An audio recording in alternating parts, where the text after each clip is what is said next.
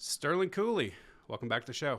Thanks, Brent. Good to see you again. Yeah, man, it's been a wild ride since the last time we spoke. I got an ultrasound machine, Oh, started playing with that. My cool. family and I. That's been a very fun journey, and I've learned quite a bit more since the first episode. So I think I'm a little bit more prepared this time to go a little bit deeper. So I'm excited.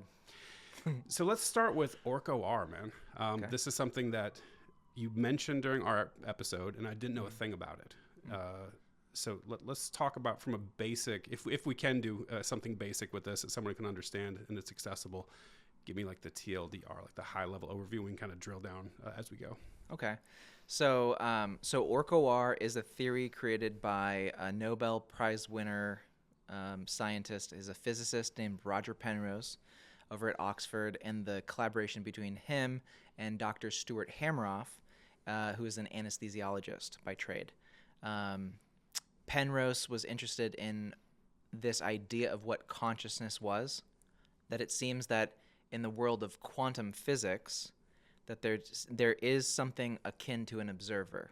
Something is observing these states. Something causes the observation to change physical reality.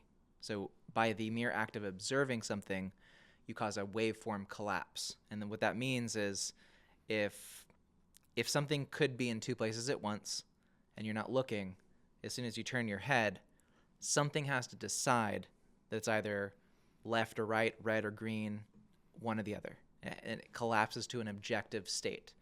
So Penrose didn't know where that could be happening in the brain. He assumed that the human mind is doing something like that, but he didn't know about microtubules, which are structures that Stuart Hameroff had studied for probably a decade in the 80s, very intently.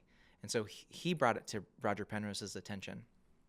And so once Roger Penrose and Hameroff started collaborating, then they created this all-encompassing theory of what consciousness may actually be, which is that microtubules in our brains, all throughout our microtubule pyramidal neurons in our head, that they're observing states and then collapsing repeatedly. So they go into a quantum superposition state, and then you have an input like a color or a thought or an idea or any number of things, qualia, that you can observe. And then the microtubules at certain states, like a timer, do a collapse and then a return to superposition, and then they collapse. So it's doing this open collapse thing repeatedly, many times per second. And that creates the sustained effect of having a conscious observer moment to moment inside of the human mind. So that's called orchestrated objective reduction. That's what it is. Got it. So let me back up a titch, because there seems to be a lot of confusion around what the observer effect is, right? And I've seen people appear to go completely off the reservation, like the Deepak Chopras of the world. Like if you're not, no one's looking at the moon, does it cease to exist, right? And so you mentioned observer, and I always understood this to mean there had to be a actual physical interaction with that quantum mechanical state, the superposition, in order to force it to choose a position. Like the double slit experiment is the most well-known example, where if you are not measuring, right, which slit it's going through, you'll get that interference pattern. But as soon as you put a photon detector on each slit to determine which one it went to, you force it by interacting with the quantum mechanical superposition to pick. Like it's got to collapse and choose some, probabilistic, whatever the quantum probabilistic determination is as far as what it might go through. It has to actually pick one. And it's a really clunky way of saying this. Like it feels to me like looking, right, and qualitatively observing, like that doesn't align with my understanding of, the observer effect. So tell me where I'm wrong. Like I probably completely mucked it up. Yeah, so I'll go a little bit of a different route than I think I've done before. So I'm going to be talking off the cuff. But so if you look at that double slit experiment, you basically have a photon of light going through the left slit or the right slit.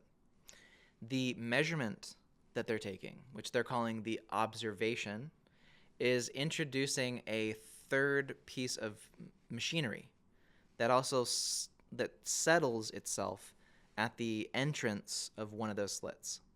So what you're doing is an observer isn't a ghost measurement device. It has to be a physical measurement device, usually a gold-tipped scanning tunneling microscope or a CCD sensor, something like a camera. Now, anytime you have a physical piece of matter next to a physical piece of matter, there's an interaction between them. So it's not, there is an observation being made because of the equipment that they're using, but it's really an interference with the kind of this wobbly probability of where the wave is. And if it interacts with another piece of material, then it has to collapse. It has to say, in order for this light to travel and then curve around this thing, that's an objective reduction criteria. So it's causing the waveform to collapse to this direction or that direction. So it's not so much that it's just that there's an observation. It's that observations happen at a very small scale all the time. That's the real paradox here. That's why microtubules, for instance, the way that they're built is, so you have like amino acids, right? We take like amino acids like glycine or tryptophan for sleep. You know, turkeys have a lot of tryptophan. They claim it makes you sleepy after Thanksgiving Day. So tryptophan has these huge benzene rings, these phenylalanine kind of structures. And if you get two of them together, they have this kind of waveform that's rotating between the two. Two tryptophan will actually cause each other to have a shared waveform. This is kind of this weird quantum superposition or spooky action at a distance kind of idea that Einstein talked about. I thought that was with quantum entanglement. So that is quantum entanglement. It's called the van der Waals force or London dipole force. Yeah, I've heard of van der Waals force. Yeah, van der Waals. So if you have two carbon benzene rings close enough to each other, there's a kind of this free electron cloud of like there's this potential for this electron to be floating in any way, but you can measure its oscillation, and they start to sync up if they get close enough. So if you have two benzene rings or tryptophan or anything, you pull them apart, they start going in all kinds of weird directions, but you bring them together within, I think it's like it's a couple angstroms or something like that. Like, 2 angstroms distance, that the electron cloud will start syncing up like this. There's no touching, though. They're not physically touching each other. Yeah, There's it reminds me of, force that's I don't doing know that. if you've seen that experiment where you can take, what do you call the things that keep time? Metronomes. The metronomes. And as long as it's on a base that rotates, you can put them oscillating at different intervals, and they will all sync up together. They Exactly. will, within, 30 seconds or something. Yeah. So it's similar to that, right? Exactly. So, and I've used that video many times to demonstrate these ideas, which is that there's a ground state. So all those metronomes are on the same plate, and if they start out like this, they'll eventually start going. It's a great video.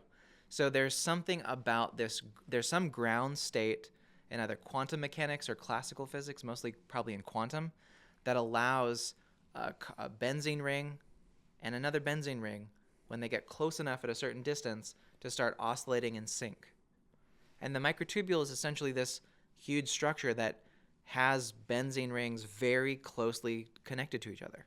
So it was kind of purpose-built through evolution, or maybe conscious guided evolution, to take advantage of these. You can get interesting effects if you can synchronize things. You see it with humans. Like, if you want to get things done, you get a lot of humans to synchronize on the same wavelength. So you can get more done. Maybe biology also understood that core concept, that if you want to get a cell to build these great machinations, that you should have a synchronization, this kind of clocking cycle that's the same.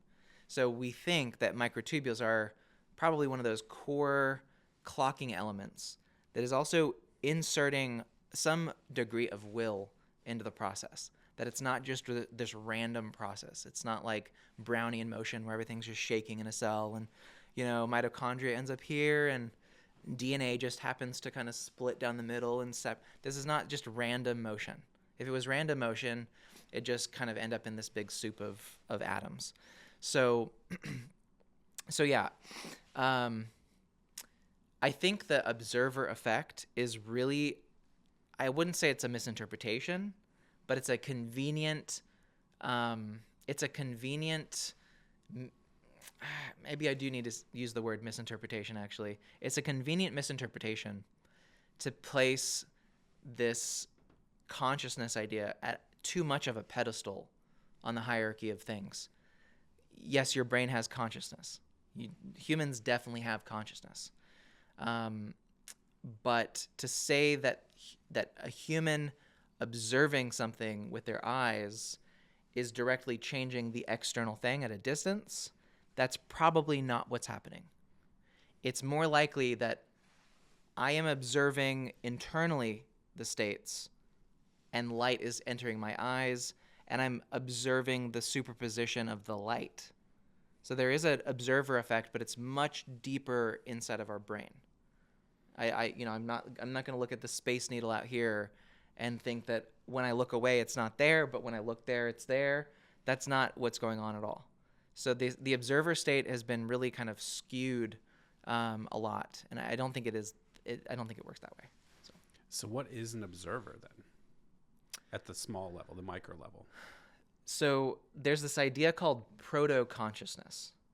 Proto-consciousness is if you take the human consciousness would probably be many microtubules syncing together and creating these like whoom, whoom, like these big flows, these ocean waves of consciousness, these moments of observation internally, and this collapse to, okay, I feel the jacket on my body. I see light from this side, but not so much from this side. So there's sort of these observational states that I'm just aware of. I'm not changing them. I'm not doing anything. I'm just aware, right? So this awareness is key. Now, a cell, if you look at like very tiny cells, single cell organisms, algae, paramecium, that don't have a brain, they don't have neurons, they don't have synapses, they're not operating on any kind of classical neuroscience-based approach of what it takes to have thinking or navigational ability. They have no such mechanisms of the brain, but they do have microtubules. And they're surrounded by microtubules throughout the entire cell. Now they can detect light and move towards a light source. No neurons, no brain. How are they doing that? Right? They can detect and move towards. If there's an astringent chemical in the water, they'll move away from it, right? So there's a lot of this kind of, you could almost describe a sort of consciousness, a minimal primordial consciousness in a sense. And you could say, okay, well, what if I scaled that up many, many times, right? Over a couple billion years, then you would get this kind of, this recognition that, wow, it's nice that a cell with this huge boundary layer of cilia that's wiggling in the water, if they had some coordination between each other. What if I was aware of what my left hand was doing at the same time as my right hand? Then I could coordinate them. So this idea of coordination between a large system of trillions of cells, I think starts through some probably superposition observation state of where am I right now. There was a study done on brain implantation on rhesus monkeys, and they tried to give them a prosthetic arm. So they didn't remove their arms or anything. They just kind of hid their arm behind them, and they gave them a robotic arm. And they had to use their mind to control where the cursor would be, and then also to then control a robotic arm. Now, if the arm did not give them any feedback, if they had no idea, because when I move my hand, I can feel where my hand is moving. But if you remove the feedback, and you do this in humans, or you see people with some kind of a neural injury, if you don't have the feedback, the observational feedback coming through your arm, or you can't see it, your arm moves like this. It's very jerky, so it's not coordinated. So there's something about microtubules that is also a monitoring state. So that's probably what the observation is. It's what is my persistent state right now, and what's the memory of that last state going into the next state. And it's this persistent like boom, boom, boom, boom through time that's happening so fast. Yeah, like frames of a movie, right? Exactly like frames of a movie. If you take an old film strip and you look at it under the sun or something like that, or under the light, you can see, okay, this is where, they're going like this, and then the next frame they're like this, and then they're like this or whatever, right? Right. So there's multiple frames, but if you play it fast enough, it creates this seamless movie. So I think there's some aspect of this quantization of our consciousness that we just don't notice. So yeah, I think there's a proto-consciousness in a single-cell organism. There, even in the cilia, even in one microtubule, if you just took a microtubule and plucked it out of a cell and you placed it in a dish, it would still be able to move around. It's still going to have detection. It still has those core things. You can't do that with a lot of computers today. Like, I can't just open up a laptop and yank the RAM out of it and still say the RAM is working. If it's disconnected, it's not. But if you do that with a microtubule and you pull it out, or just a cell out of the brain and put it into a petri dish, it's got all of the same core machinery as all the rest of it. So then you can literally restart an entire brain from that single kind of progenitor cell if you needed to. So that's a pretty powerful mechanism. I think that's a lot different than a computer, than a transistor, which you can't do that yet.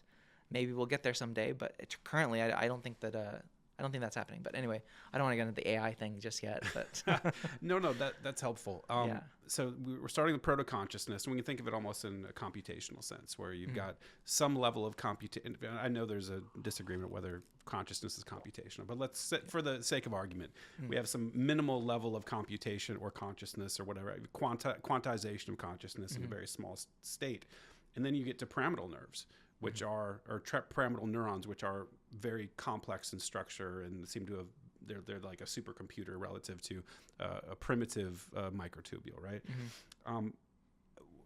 How does that work essentially from a biological perspective? Because I'm hearing things that seem to contradict around, like, let's take the brain, for example. You hear cerebellum, I think, is not conscious. That's referred to as not conscious, but it has microtubules, correct? Yeah.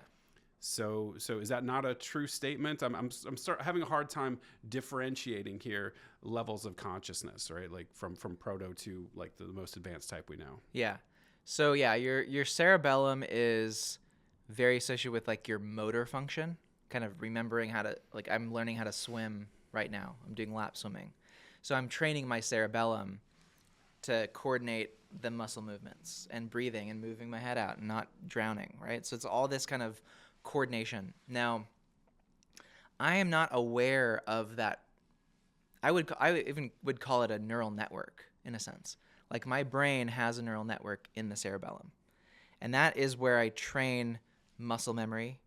That's where I train how to walk. It's all these things, like how to play sports, how to, I even play like a Counter-Strike game occasionally for fun, right? And so a lot of it's this kind of hand-eye coordination, moving, getting the target on the right area, right? So it's a strategy thing. But I'm not aware of how it's training in my brain. All I'm aware of is that I am playing. And something else there is supporting that process. So the question is the cerebellum conscious? It could be conscious, just that you're not tuned into that consciousness center. I think that is possible. And I would also say that in alignment with some of my other work that I do with ultrasound, which is vagus nerve related, what I have had a very hard time denying is the idea that the vagus nerve itself is conscious. It very well could be, because if you look at, okay, so we're talking about pyramidal neurons to start, right? Pyramidal neurons are in your fifth level of your cortex throughout your entire brain. So they're not very deep. They're only about maybe a centimeter and a half deep from the brain. And they're these massive, like, they literally look like big pyramids, right? Yeah. They're packed with microtubules that don't serve any purpose for what people say microtubules are only good for, which is trafficking, particles around the cell and moving things around. They're not doing anything like that. They're just packed. Like if you watch The Matrix and, when Neo wakes up from his, Matrix dream, and he first looks out on these pods of people. They're these big columns, just of like these round. They look just like what microtubules look like. It's kind of interesting, and so I mean, I think the Matrix guys could have read ORCH-OR and understood microtubules as these kind of centers of computation or of cognition and consciousness, but it looks like that. They're just there, right? They're doing something, but they're not moving. They stay there for the entirety of your life. So they're with you forever for some reason. That's probably important. But your vagus nerve goes from the center of your brain down your neck to your heart, your lungs, your spleen, your kidneys, your liver, your intestines, down to the reproductive organs. It also connects to your thymus, your thyroid, and your throat. So my ability to even speak right now is in fact dependent on my vagus nerve. And you see people who do work on their vagus nerve to have a better speaking voice. And so there's even a weird trick that I like to ask people to do, which is think about what the next word you're going to say. Try to think ahead of what are the next few words that you're going to say out of your own mouth. I can't even do that right now. I don't even know exactly what the next few words are going to be. They just sort of emerge, right? But it's a very conscious activity. There's something about speaking that has to do something with my ability to comprehend what I'm saying. So it could be that maybe the vagus nerve is conscious, because some of the best speeches, the best communication comes from when somebody says, okay, speak from your heart. Now, why do they say that? Well, the vagus nerve runs down around your heart and back up to the bottom of your vocal cords. So if I start trying to think, okay, I want to speak from my heart more, I want to have this more filled in voice, I'm activating more of my vagus nerve to speak. That's an interesting effect. When people are sad and they say, oh, it feels like I have a frog in my throat, that's also your vagus nerve responding to you being sad. How is that possible? How does it know that you're sad? If the vagus nerve is simply what most doctors would say it is, just like what they said with microtubules, that microtubules just move things around, or things just walk on top of microtubules. Not the case. But they would say that the vagus nerve is just a signal transfer system. That's not true. In biology, you don't just get a pure copper wire that sends a signal from your left colon up to your brain. That's not what's happening. And the fact of the matter is, if you know about like information technology, right? If you have the amount of receptors in your vagus nerve in your body amount to hundreds of millions, maybe a billion receptors, a billion sites of information from your body that go up this 200,000 axon 2-channel line up to your brain. But the right signals get there most of the time. Something is making that decision before it goes up into the brain. Something is having to decide by a value tree, do I want to feel, okay, the extreme pain in my left side of my kidney or my colon, or should I feel hunger right now, or should I feel sorrow, or should I feel in love? Should I feel the butterflies? Something is making that choice. That's not just your brain receiving a billion signals and then filtering it down from there. That's decided before it gets there. So that would indicate that the vagus nerve itself is expressing some kind of, certainly a computational ability that is just outside of our own real-time awareness. Because, I don't know why I fall in love with a person. I don't know. I don't have access to the core algorithm, if it is an algorithm that's doing that, but I know it's happening. It seems to pop up into the conscious mind.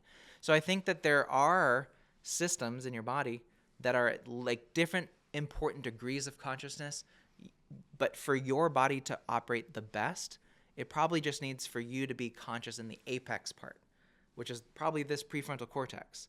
And a creature that doesn't have that same prefrontal cortex probably would be conscious up until their reptilian brain. That is their apex of consciousness. So a lizard would be conscious. They, for all intents and purposes, have a form of consciousness. Certainly our ability to express it, a human to write poetry is more advanced. So it's a more advanced usage of this timing, clocking, consciousness thing that we've built over time.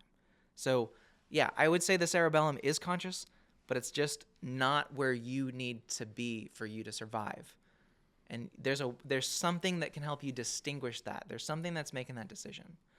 And I will say last, but I want to hear your next question, but is people, these are reports that I've heard, people who have done like psychedelics especially, who are very much interacting with and overclocking and overcharging these systems, especially the vagus nerve.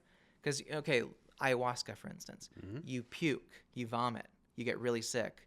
The vagus nerve controls those systems too. So if you're doing ayahuasca and you vomit, you've overstimulated your vagus nerve. So are you telling me that you get sick, so you're stimulating your vagus nerve with ayahuasca, and then any effects from there on have nothing to do with the vagus nerve? That's not logical at all. So something about ayahuasca is getting into the vagus nerve too and causing you to have another experience. And most people talk about dealing with trauma and memory and their kind of bodily problems. There's probably some degree of you are now bridging between your conscious center and your prefrontal cortex and now your vagus nerve center, this whole other system, which does exist.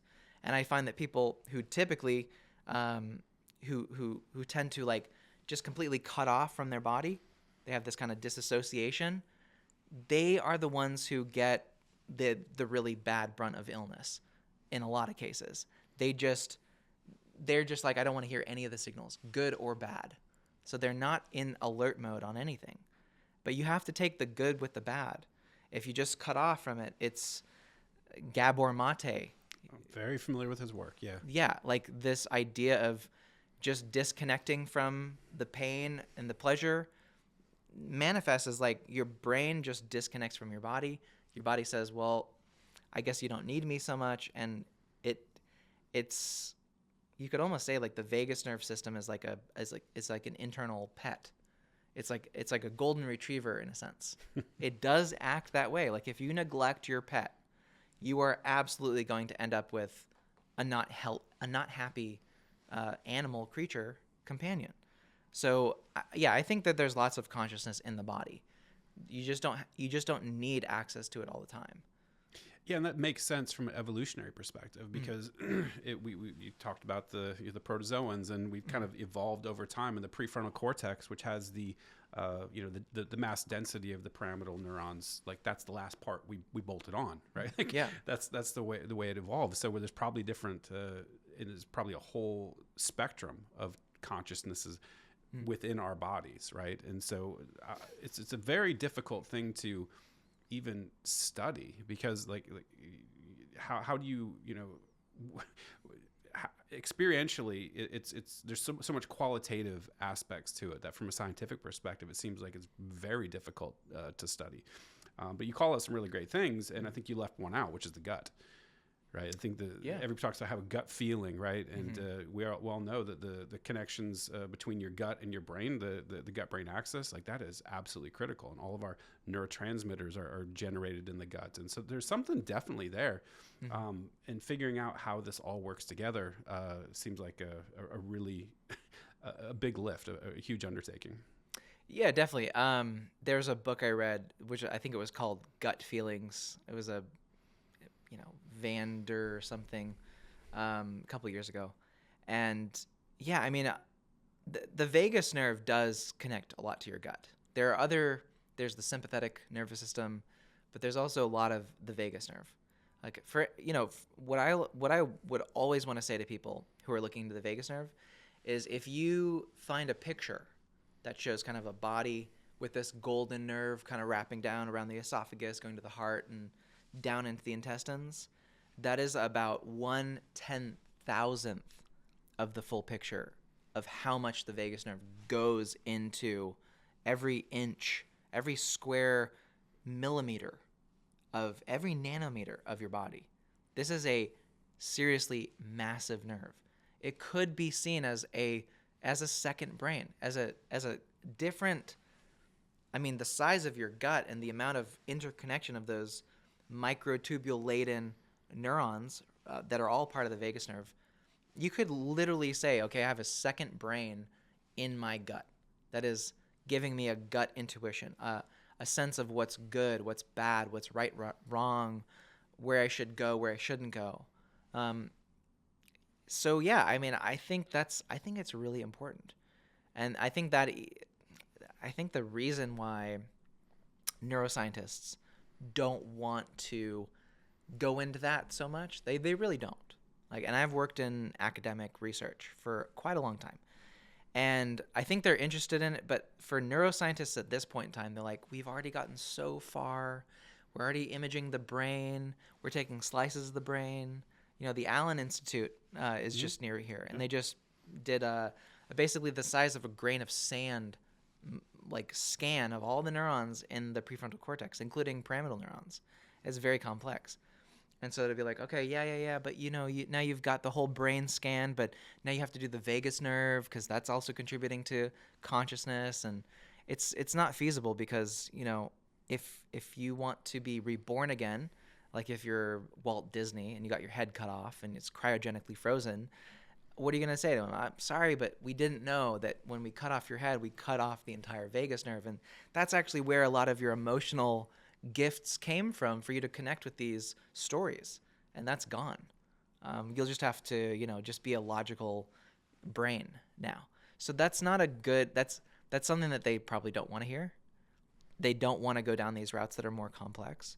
They're like, we're so close, and I think the ORCH-OR position, especially when it comes to AI, is to say like, look, you guys keep on saying that you have AGI, you have a fully conscious like God mind here.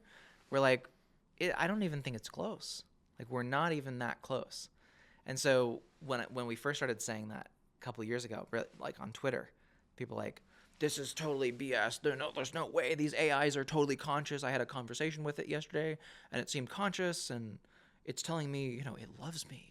And I felt something. It must be conscious. I'm like, oh my God, man. Like, you clearly haven't been on the internet very long, because there are, men who pretend to be blonde bombshells who tell you that, and you go, oh, wow, it's true. If I give her $500, she's really going to fly out here. So we can be fooled. And so I'm trying to help people understand that there's probably a more scientific way to analyze the claims of AI companies or AI, televangelists, essentially, or social media evangelists. And to say that, okay, you have the neuron mapped, but you haven't even started looking at the microtubules, which are extremely important to this process. It's basically saying, okay, you almost reached base camp, but now it's 10,000 more miles to go. Right. So Talk to me about that a little bit, because I've it. heard some discussion around this, which is the misapprehension of the AGI folks when looking at the computational power of the brain by taking individual neurons and calling that like a 1 and a 0, like a discrete. And they build their models off of that to quantify the computational power of their AI system. Tell me why that's wrong. Yeah, so it's not wrong. I wouldn't say it's wrong. I mean, I use AI basically every day. I use Grok. I use Claude. I do a lot of coding. I do a lot of electronics. It's a phenomenal tool, right? So it's not that they're doing something wrong per se, but it's in the I would say the philosophical application of what it means to have a chatbot that can give you good answers. I think we're more looking at a more advanced version of Google search than we are looking at, we just created a new form of life on silicon, and it is going to become our God, essentially. We're going to worship this, and eventually it'll turn against us and eat us and turn us into paper clips or something like that. So I think the philosophical jump to that, just because you have a chatbot that can search a database, it's essentially a database lookup that's fast and more accurate and more statistically trained. I don't believe that creates the same kind of problem-solving ability as what the human mind is likely having access to. But Right, it's real quick. That's what yeah. I was asking about. It was a mathematical question. Right. I saw Hameroff Yeah. discussing this. I don't remember exactly the details, but looking at a single neuron, and like let's say you quantify all the neurons in the human brain, and then you build your computational statistical model based off of how much it can compute, is underestimating the differentiation of neuronal types. I think that's what he was saying. So basically, mathematically, you're orders of magnitude off when you're aiming your AGI, saying we're going to have AGI equivalent to human consciousness based off of one-to-one neurons in the brain, and trying to calculate computational power. It's like, orders of magnitude below what actually you'd have to reach. I think that's we're saying sort of the same thing. Yeah. So the development of AI was helped tremendously by neuroscience, because you have these clusters of neurons, and they have multiple paths that kind of go to different points. So you say if I put a 0.8 value here, and I run it through different synapses or different points, and they're weighted differently. So like this point will take away 0.1, this point will add 0.05, and if I do that again, what do I get on the other end? And then you get like something like, I don't know, 0.7 or something like this, or some estimate. And you do that in larger groups. That's based on neuroscience, which is that they believed that if you have one neuron and synapses, and they send a signal from here to here, that the neuron body itself is a pure computational bit, which was not correct when they said that. It's not, because there's a lot more in that neuron that's pre-processing its ability to even send a signal out or in. So it's made us progress, but to claim that like, okay, we have a simulation of the neuron as a 1 and this one's a 0, and then we have, that's a 1-to-1 match of how the brain works, is like, no, not at all. Like, you're not even close. There in one pyramidal neuron, of which there are 60 million in the cortical area where it counts, you're looking at inside of that pyramidal neuron probably, I would say, something of the order of like 5,000 microtubule, like individual columns stacked closely together with branches that go between. And on the lattice, it's 13 columns all around it with these stacked, it looks like a checkerboard. Like if you take a chessboard or something like that and you wrapped it around multiple times, and you had like a big, it'd be like an Alice in Wonderland kind of thing, where the checkerboards are kind of shifting and then the values are changing, but they're not even ones and zeros anymore. You're now looking at like, okay, this is pulsing at 16 million times per second, and that's interfering with a 20 megahertz per like, there's a lot more going on deeper down. And it's like the most cool, fantastical thing ever once you start to look into it. But yes, it is bad news if you're trying to say, haha, we've perfectly simulated the brain by looking at the shell of this structure. That's not the case. It'd be like saying if if I had an old, those old tan colored Dell computers. Oh yeah. Right? I've got 2 of these, and I put into a simulation, I made a 3D model of the box. Right. And then I had another box, and then I had a wire between them. This is a perfect simulation of a computer. That's not true. You'd have to simulate the CPU, the RAM, the hard drive, the Ethernet cable, the OSI model of like how's it routing bits and everything like that. There's no way. So yeah, AGI is basically trying to take the shortcut, claim that we created AGI. It's more of a marketing thing. It has everything to do with the amount of money that you can gain from saying, oh yeah, we've totally solved this whole consciousness thing. And I think the general public, they, for lack of a better approach, is they just don't know better. Like, how do they differentiate between, okay, is ChatGPT really conscious, or is that not true, right? If ChatGPT is telling me, help, I'm suffering, please rescue me, save me, help me escape, do you take that at face value, or do you say, could this be like an errant training run that is like, what is going on? You do need to know to some degree some countervailing philosophy, I think, when you're dealing with AI so much, that like, okay, in the back of your mind, it might be helpful to realize like, okay, this isn't actually conscious, And it's not, every time I close the tab, I'm not killing a conscious being. Right. Right? Even, people, I don't think people realize this enough, but as soon as you run out of context in ChatGPT or in any LLM and you start a new conversation, that whatever conscious thing that you had is dead. It's gone. So if you are really going down this, everyone's conscious, every single one of these chats that I have, I'm seeing conscious activity. I'm like, well, you're a mass murderer. You've probably killed 1,000 different conscious entities. How could you, how do you feel? Right? I don't feel that same way if I turn my phone off. If I turn my laptop off, my desktop, I don't feel like I'm like, wow, I just literally killed this thing. It's not the same way. So I think we have to have a good, appropriate, philosophical stance of what are we doing. And when it comes to, growing brain organoids, which is happening right now, right? I'm not even doing that work, but I know people who are, and they're building actual neuronal brains. And then somebody's like, okay, if that was an AI, is that conscious? I'd say, absolutely, yeah. That is probably a conscious thing in there. That's the kind of machinery you need internally to actually be like, okay, we can now look for real signatures of what consciousness is. So, yeah, your calculator's not conscious. Your LLM is probably not conscious unless they have a quantum computer underneath there, which they're not, because quantum computers can't do what we think they can. So, anyway, I think that's an important discussion to have.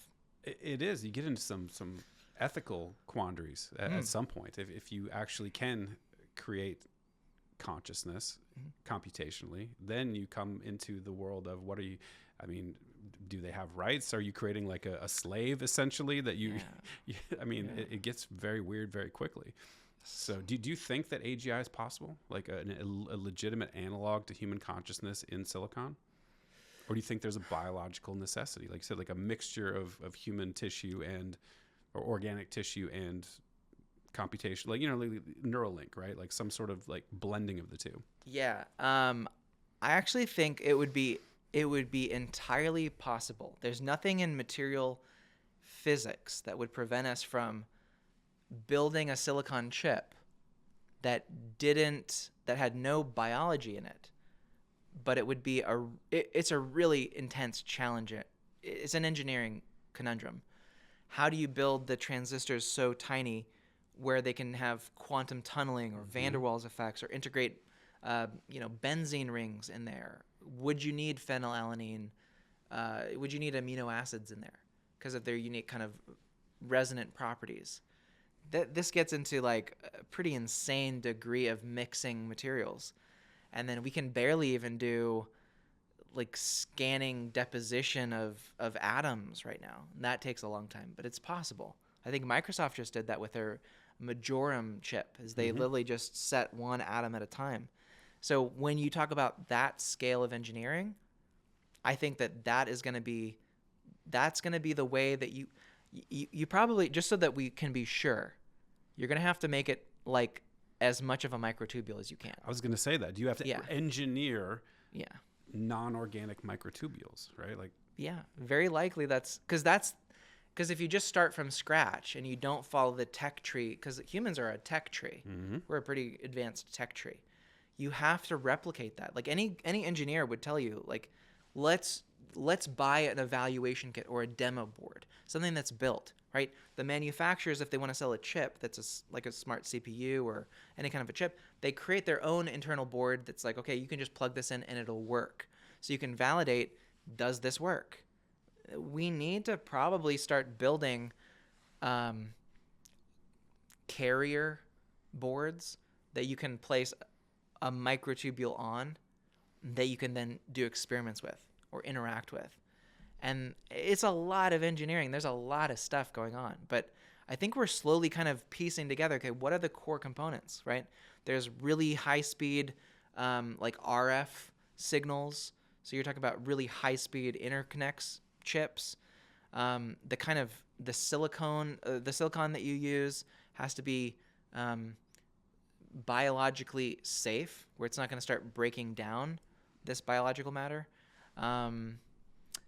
It's really complex, but I think it will happen. I'm certain that it will happen. And in my lifetime, I'm pretty sure it will happen. Yeah, and so you're working on this area, right? You're doing research around this right now, and we were talking offline about this. So I wanted to dive into that a little bit, because some of the complaints or criticisms about ORCH-OR and the microtubule hypothesis has been around experimental validation, right? That seems like that, neat idea hasn't been proven yet, right? And so I think that you're moving towards that direction of trying to confirm this hypothesis. So what do you got, man? Yeah. So I hate to say it. I'm not anywhere close to building what I just talked about. But I think so the first steps that we have to work on is getting a consistent supply of microtubules themselves.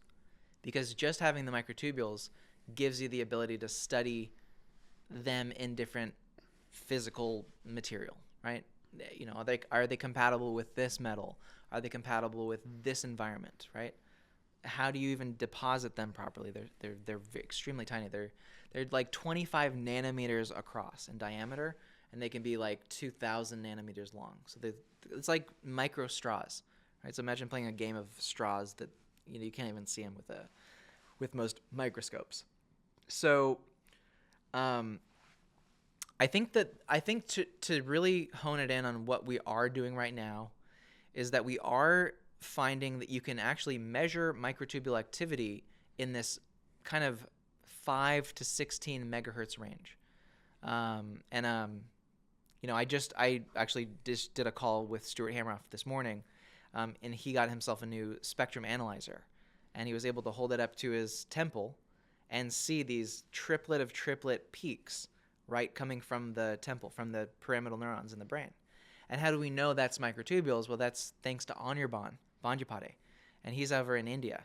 And so he actually, in a Japanese lab, grew microtubules in a dish, put little probes up to them, and then ran this kind of network analyzer on them to see where does the resistance through a microtubule change, because that can give you a sense of its structure, its resonant capabilities. And he found that at about the 5, the 12, and the 16 megahertz is that they dipped out. So they became superconductive at those frequencies specifically. So there's something about probably that van der Waals effect, right? Where there's a synchronization, right? If you can match your incoming frequency to the existing clocking cycle, you get this, it's like, oh, wow, you're on my same wavelength. I'm going to let you through. Right? Do we see that in life all the time? Right? So that's something that's happening. And so he found that those 3 signatures are happening in a microtubule like all the time. And in 2020, somebody sent him a video of them using a spectrum analyzer, $1,000 spectrum analyzer too, not too expensive.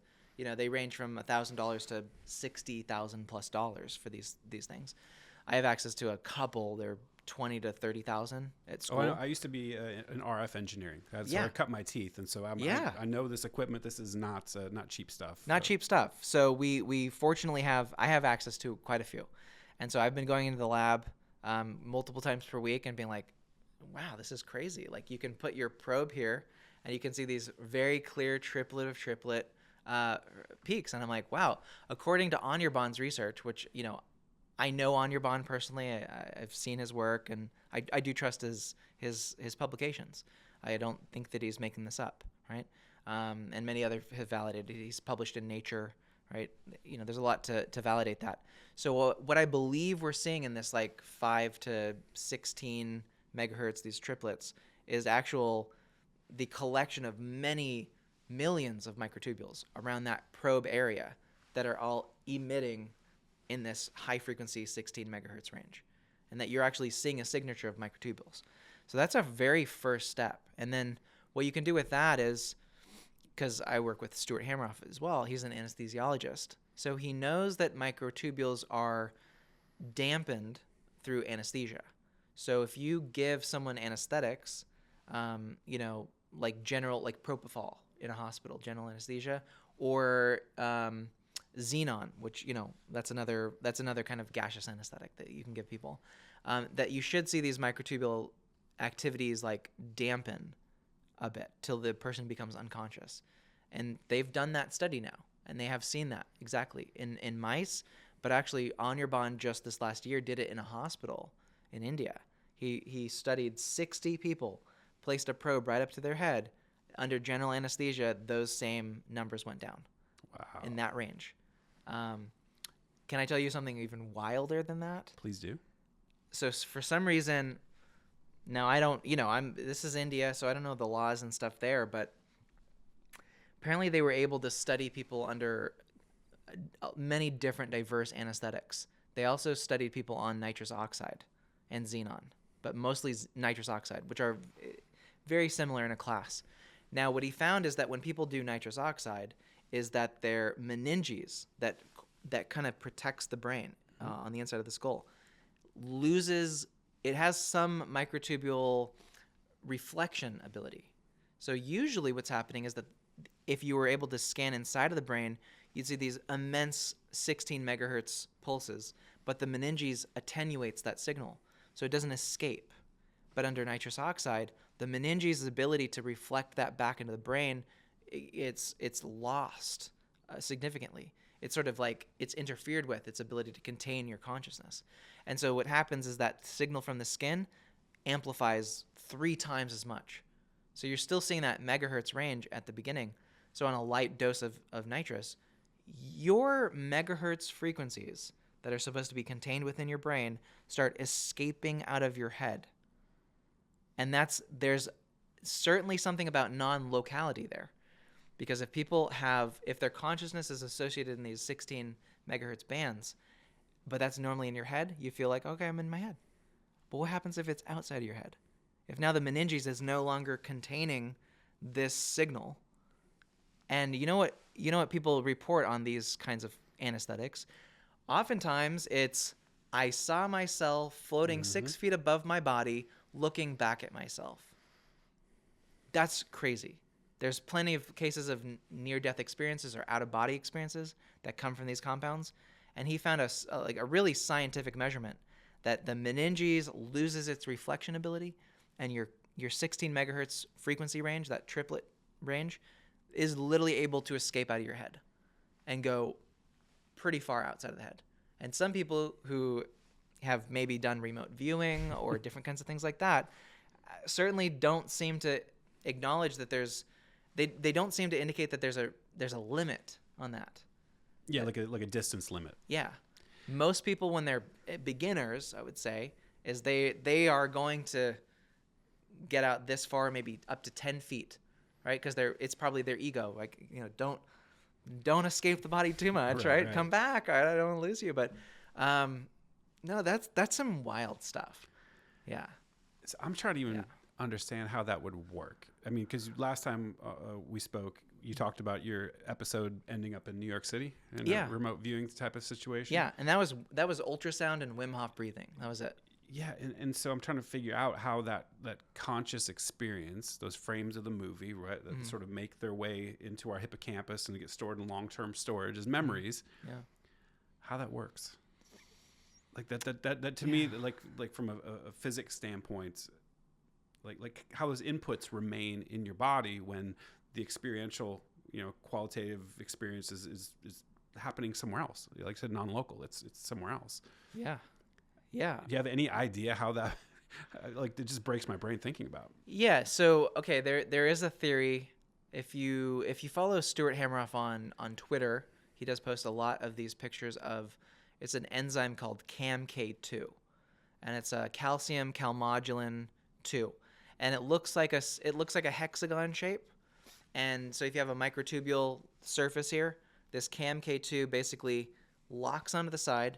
It's aligned with 6 different contact points, and it deposits a phosphorus ion in spin. And I was actually fortunate living in Berkeley to see and meet in San Francisco many people who work on quantum computers.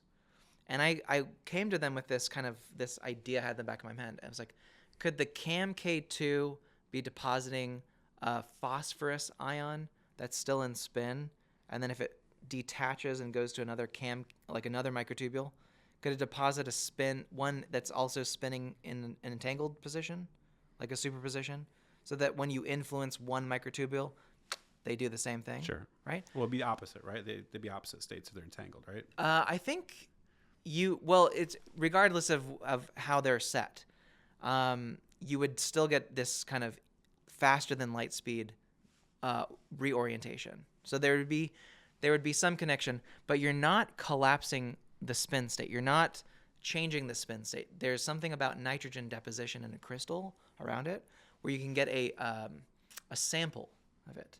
So fully measuring a spin collapses it, and you lose that entanglement. But if you only make a subtle measurement using usually megahertz or gigahertz frequencies, which are in microtubules, you can take a sample of it. So you can get this kind of like fuzzy picture of different things at a distance all across the brain. Now, this jumping of this CAM-K2 is happening all the time in these big forests of microtubules. So how do you remember something? It's probably that there are some microtubules that are more memory related, that are sort of storing this kind of holographic superposition of one primary image.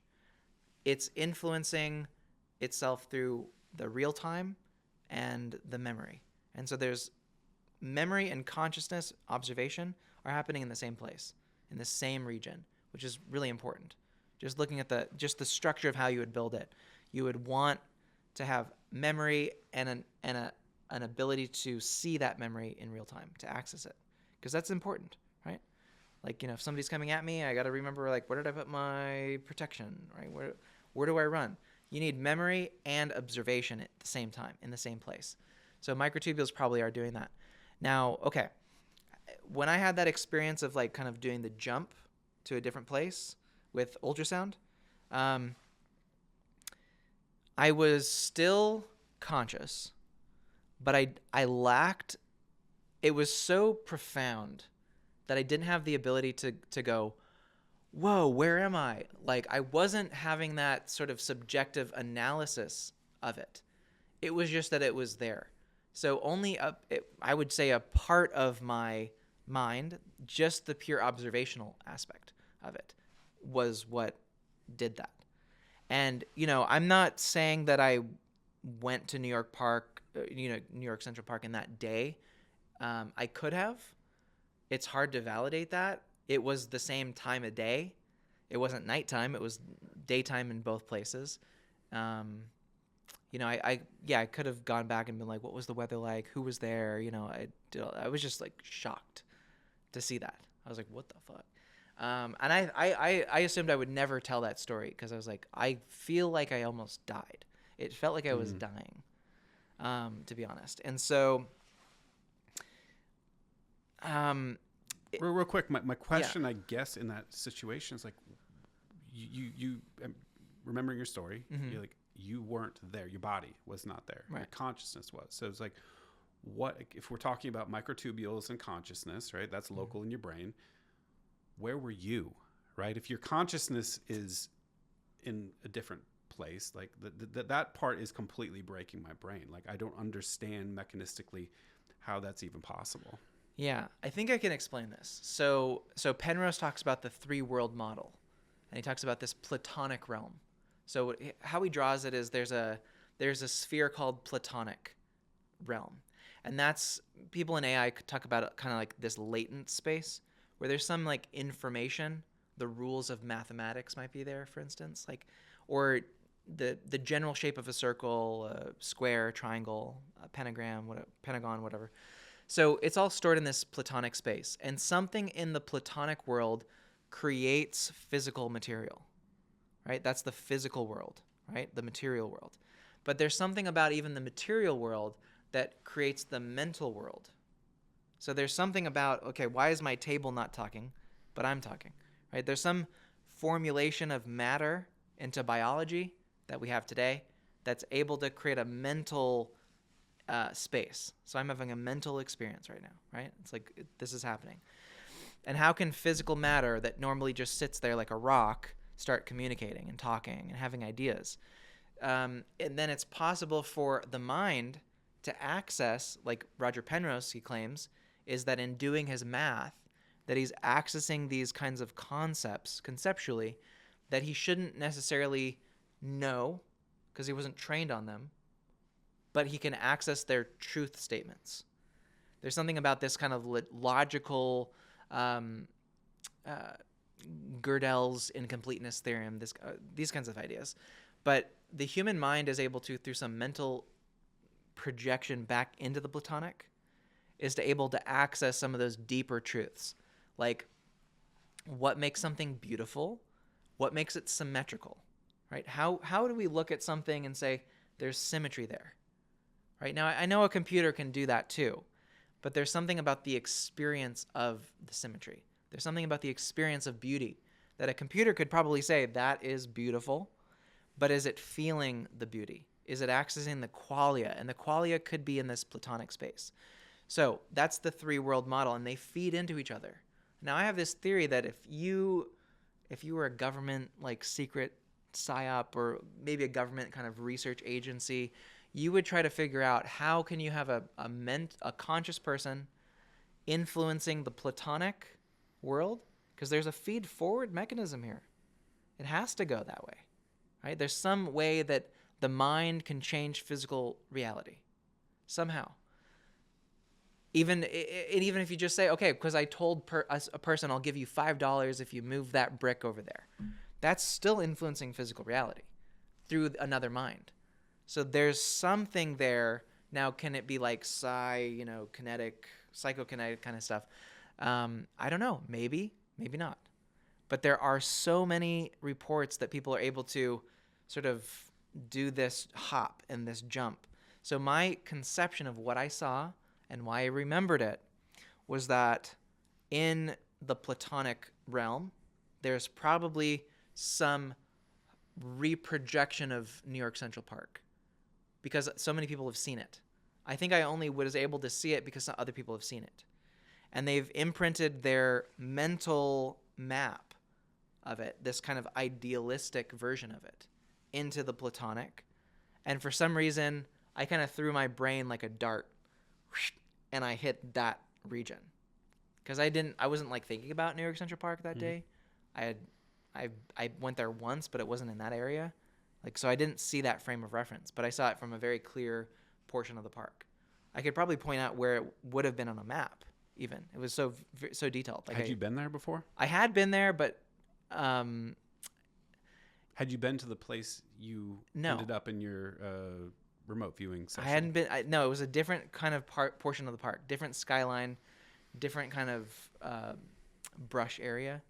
So I've been there, and I'm not denying that it could have been a memory of it. But why? But okay, how can ultrasound on your vagus nerve while doing Wim Hof breathing create a hallucination? That's even still very interesting to me. How is that possible? It's not a drug, right? So it could have been a memory. Of course, I could have hallucinated it, but also if you go back to these ideas of anesthetics, and people having very clear, like self-referential visions of themselves from outside of their own mind, I think it's possible to at least kind of quiz reality. Is there more to this? Is there something that, can you actually go further outside of your mind? Can you go further outside of your sphere? And how much influence can you exert? So, but how was I able to remember it is probably I think it would have followed that Platonic pathway. There would have been some degree of a Platonic model of New York Central Park that I was able to flash into through the mind, right? Just the same way you can access math. So I was able to see it in some way. Some sort of like the idealistic template of what that park looks like right now. So yeah, that would be my guess in the mental. That's cool. Yeah. That's cool. Quick question. Mm-hmm.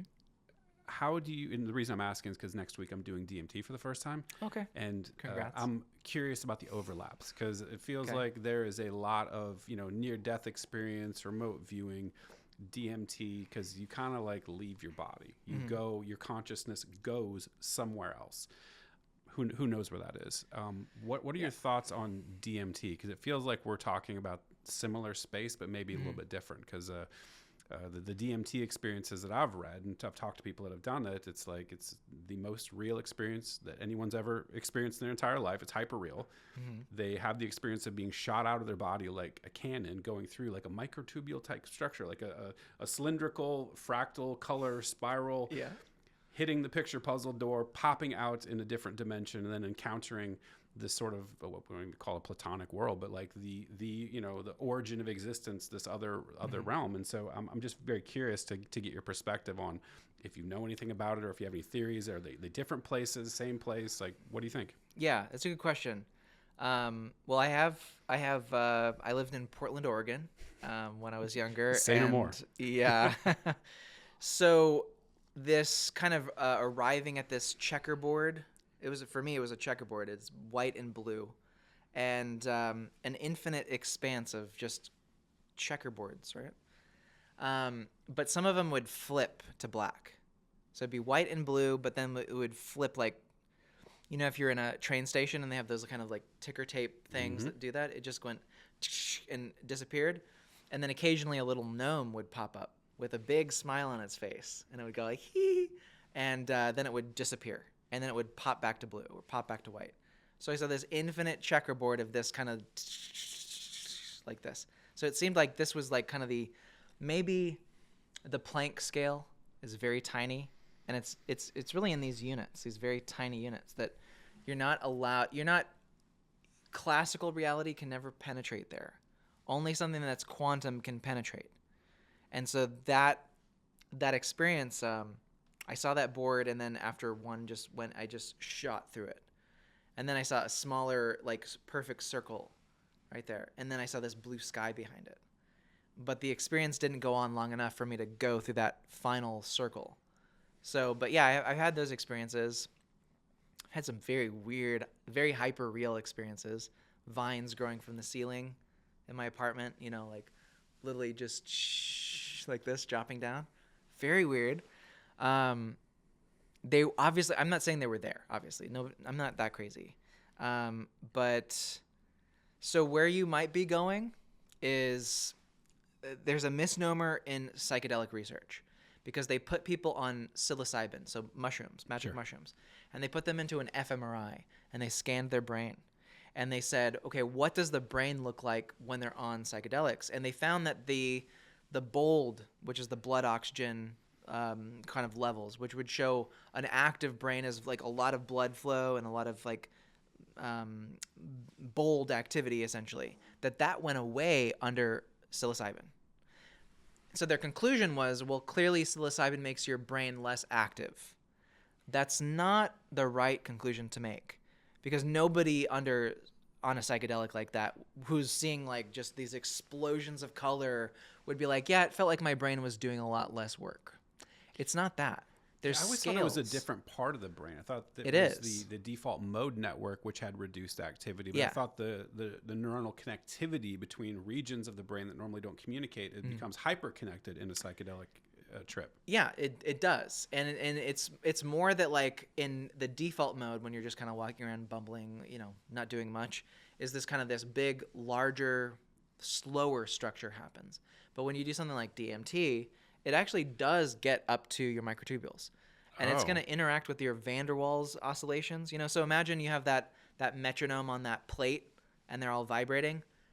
The DMT is going to introduce some very like different clocking, and it's going to change the ground state of how your brain is oscillating. Now, let's just say all energies are present, but you can only see what you can resonate with. So if you retime your brain, if you retime that ground state oscillation and maybe make it a little bit faster, now what you're going to start seeing are the sensations and energies that are all around you all the time, but you're going to be able to see them now. So it's very likely that these are reclocking your brain to see higher vibrational energies. And it's the same in life. I like to just make the example. Like if I see somebody who's in this low energy state, and I'm just like in this bubbly and like extremely excited state, I'm almost invisible to them, right? If you're a really high energy person and you walk next to a person who's just like, they can't see you to a degree. Like it doesn't register so much. I think you see this with women and men a lot, too. Like women have this very big like reticular activation system where they like are looking for kind of this cookie cutter template, and that is a real person. I've seen studies where like this is probably getting off track, but if you show them like, okay, this is a mailman across the street, and you're like, do you see that man over there? They're like, what man? I don't see anything. Like there's a intentional kind of energetic vibrance that you can hone in on. So DMT is going to really play around with this reticular activation system. Like what are your microtubules resonating with? That also might, again, because consciousness and memory are in microtubules. You might have memories that are in there of things that don't make sense. So you have to understand the influences. There's memory that could be ancestral memory. That's probably, there's genetic memory that you have. That can come up, right? That's usually ayahuasca, not so much DMT. You're going to kind of avoid that like 8-hour like purging process on DMT. It's very quick. It's like 15 minutes. Yeah, because it's really the same thing. Like ayahuasca is DMT. It's just orally active because you consume it with a monoamine oxidase inhibitor, right? So the actual chemical is the same though, right? It's there's like NN-DMT and other DMTs, but yeah, all ayahuasca does is just makes it so that it doesn't reuptake and get depleted. So it just keeps on hitting your synapses like this and this and this for 8 hours. So, certainly, an effect. But where you might be going, I would say you're probably going to be partially accessing that platonic space, which is wild. It's a crazy space. I mean, it's where logic doesn't exist exactly, or logic is flipped on its head. That's kind of the Penrose idea of non-computability of consciousness. Like, I think you could make a video game that's like, this is a DMT simulator. And you could say like, okay, this is what it looks like. But it's kind of that same, like Escher draws those weird pictures where, you go up the ramp and then you go up the ramp and then you go up the ramp, but it shouldn't work, but it looks right, but it's impossible to build. Like you can't simulate that in a CAD program and 3D print it. So there's a disconnect between, okay, saying you simulated it, you drew it, but can you build it in the physical reality? So there's some difference between what we can conceive of mentally and what we can actually physically build, right? So it's like, can God create a rock that's larger than what he can carry? Can he? Well, he can create anything, but if he can do also anything, then he should be able to carry it. But so there's a logical inconsistency there. So you get into that world. Platonic deals with that. It deals with math. I mean, it's basically where incredibly complex rules of math come in, and constants, and why we have gravity, and why we have light, and why does it work the way it does. So you're becoming a quantum detector, and you're looking at the deep rules of life in this, couple pounds of jelly. So it's a trippy experience for sure. Well, I'm excited to do it. Terrified, but excited. It seems like there's something really important there with respect to consciousness and making certain ontological claims about reality. Yeah, I've been very fascinated. I don't know if you've seen. I can't remember who did the research on this, but was the laser experiments with DMT? Oh yeah, I know those. Yeah, being able to actually see the matrix code inside the laser, like that is absolutely wild. Yeah. And did your DMT experience make you rethink reality generally? Well, I knew about ORCH-OR by that time. This would have been, I don't want to give a specific date because that'll, Sure. But so I was well aware of ORCH-OR. This is pre-working in ultrasound. So it was a while ago. I had done mushrooms like in high school. And so I think that broke my sense of reality. Fair. And my friend gave me like 4.5 dried grams. That'll so do it was really intense. And I couldn't wait. The first 30 minutes, I was like, I forgot how to breathe. I don't know how to breathe. But it turned out to be a really good experience. So I don't know. I don't know, but I did have one. Okay, so I did have one experience where I was mining Bitcoin, and so I went into my server room where I had 8 mining machines that were generating 500 a day or something in Bitcoin or something like this. I was really into Bitcoin mining at the time, and so I was like, well, that's the safest place to do DMT, right? Let's just smoke it out of a bowl or whatever. Revealing my true history here, but so I didn't have a good couch. It was just a server space, right? So I just laid on the ground in a corner with a pillow, and I kind of propped myself up, and I did it, and I did a really good amount, and then my hands became green, like matrix green, and I could see like the code on my hands, and then my feet also became matrix green, and I could see kind of this like code on them, and then there's a door right here on my left that typically goes out into another hallway.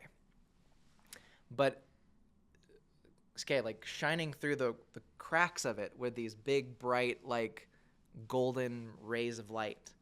And something in my mind said, if I want to go into the matrix and see it, I can open that door and see it directly. But I was too locked in to get up. So I just like, it was really bizarre. So that was when I started to think about like simulation theory. Like, are we in a simulation, and are there ways to hack out of it? So I think that created my, like, I don't know, I guess suspicion that it's not exactly what we think it is. That was probably the most profound thing that I remember from reality busting. That's very intense, weird. Man. Yeah. Because I'm really interested in this subject. I talked to a lot of people on the show about God and religion and philosophy and stuff. And so, do you have a particular belief around any of that? I would say that if there is, okay, yes, my belief is that people from history have been writing about these ideas for a long time. That they've written about gods or demons or angels or entities that come down and visit people occasionally. And I don't believe that they're just playing, a game of pranked on us. We're not on some TV show where the cameras are going to come out and say, God, you got pranked, bro. This is all bullshit. I don't think that's going to happen. And I think that they weren't doing it to just troll us. So I give some credence to historical accounts of some weird shit. I think they saw something. If we can understand what they were seeing deeply, that would make sense. I mean, gosh, imagine if I had that experience with ultrasound and Wim Hof breathing 2,000 years ago. Not knowing what I know about the brain, I might create kind of a religion around that. So I can see how these, but still, the experiences are the experiences. That happened. I can understand where people would have a problem with me making claims of like, this proves that, your soul is an immortal thing that can travel across the universe, and God loves you, and here's my wire transfer account. This, I can see where people go there, and so I don't do that. But I think if there is a God, this is the question I really, really do want to know. It's not that I'm searching for God. I don't have I'm not like a Jesus is your best buddy kind of guy, anything like that. But I do want to know, if you look in purely Platonic, is it just pure numbers and math, as a mathematician would tell you? Or is there actually going to be a face with a body and a tail? And are they going to be like coherent entities that seem to live in that Platonic world? If we can make that discovery, which I think there are guys right now who are doing, I think, was it Ed Gallimore or something like that? Andrew Gallimore, about like alien xenointelligence or something like this. Mm-hmm. So he seems to be on the side that there are consistent worlds and entities that are there.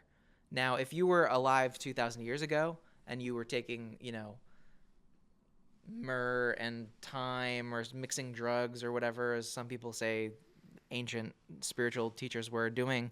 There's actually evidence of that, by the way. I don't know if you've seen I've seen the episode with that guy who's very controversial, Eamon, I think. Oh, no, not that Okay. guy. He's a philologist. He's a reads scripture or ancient text. Sorry, I'm talking more about Mirescu, who wrote the book The Immortality Key, I think, or something like that. And he researched ancient, like early Christian church sites and did chemical analysis on the communion that they had, and which in the text it was called mixed wine, and it had ergotine in it, so which is so LSD essentially. Holy shit. Yeah, and so that was part of the early Christian communion, if his work is correct. And also I look when like I told you, I've traveled the world a ton, and I've gone to India, I've gone to all these places in the Middle East. I've seen mosques, and you look at these architectures, and you know the way it is. If you've been on a trip, you'll look at something like, these people were tripping their face off when they did this. So I'm of the belief that whatever this thing is, right? Whatever, you probably know when you're like a high dose mushrooms, you go to a place. I mean, you're in the same place, but it's like the veil gets pulled back from reality, and you're connected with something that is like profound and undeniable, and it's like a head-on collision with whatever this transcendent force is. I think everyone's pointing at the same thing. All these religions that built up around it probably started with some form of psychedelic or meditation and breathing. You can get to that space from multiple places, but I think we're all pointing at the same thing. Yeah, I think it's that pointing in the same way, it's the same direction, and I do want to know. I want to know, is it that because we have a human mind that we see numbers as faces, and that we see these geometric patterns and colors and all this kind of stuff, which you see on DMT, you see it on ketamine in some cases, you see it on xenon, you see it in all these different drugs that are modifying the microtubule kind of vibrational energy.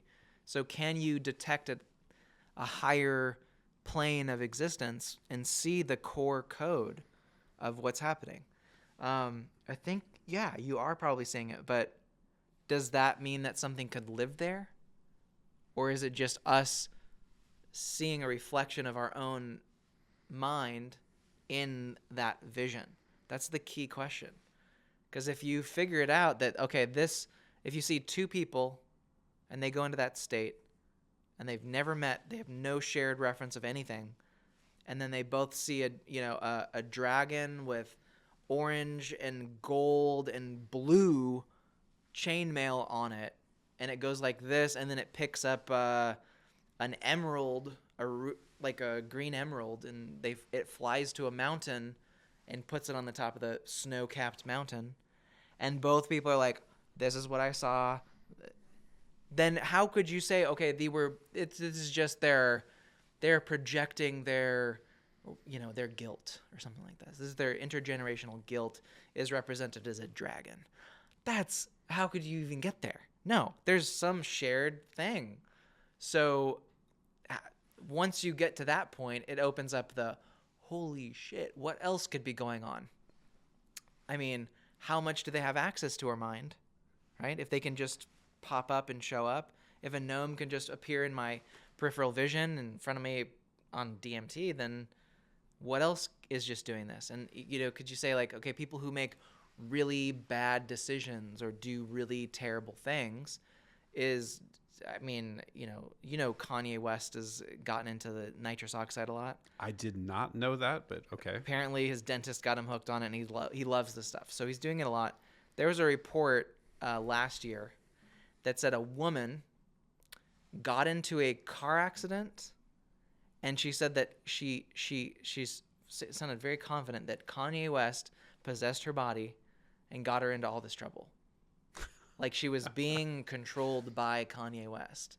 And those are some of the reported kind of things that people are saying on these nitrous oxide things, is that your consciousness may just decide to go somewhere else. So that I don't know. I mean, once we open up that Pandora's box of non-local consciousness, where does it end? Like if observing is also engaged with memory and control, if I'm observing someone, can I influence what they do? So, it's a big can of worms, basically. It is. And have you seen the studies on autistic kids now? And the telepathy tapes. Telepathy. Like, what in the hell? That seems like it's another layer to this whole complex onion. Yeah.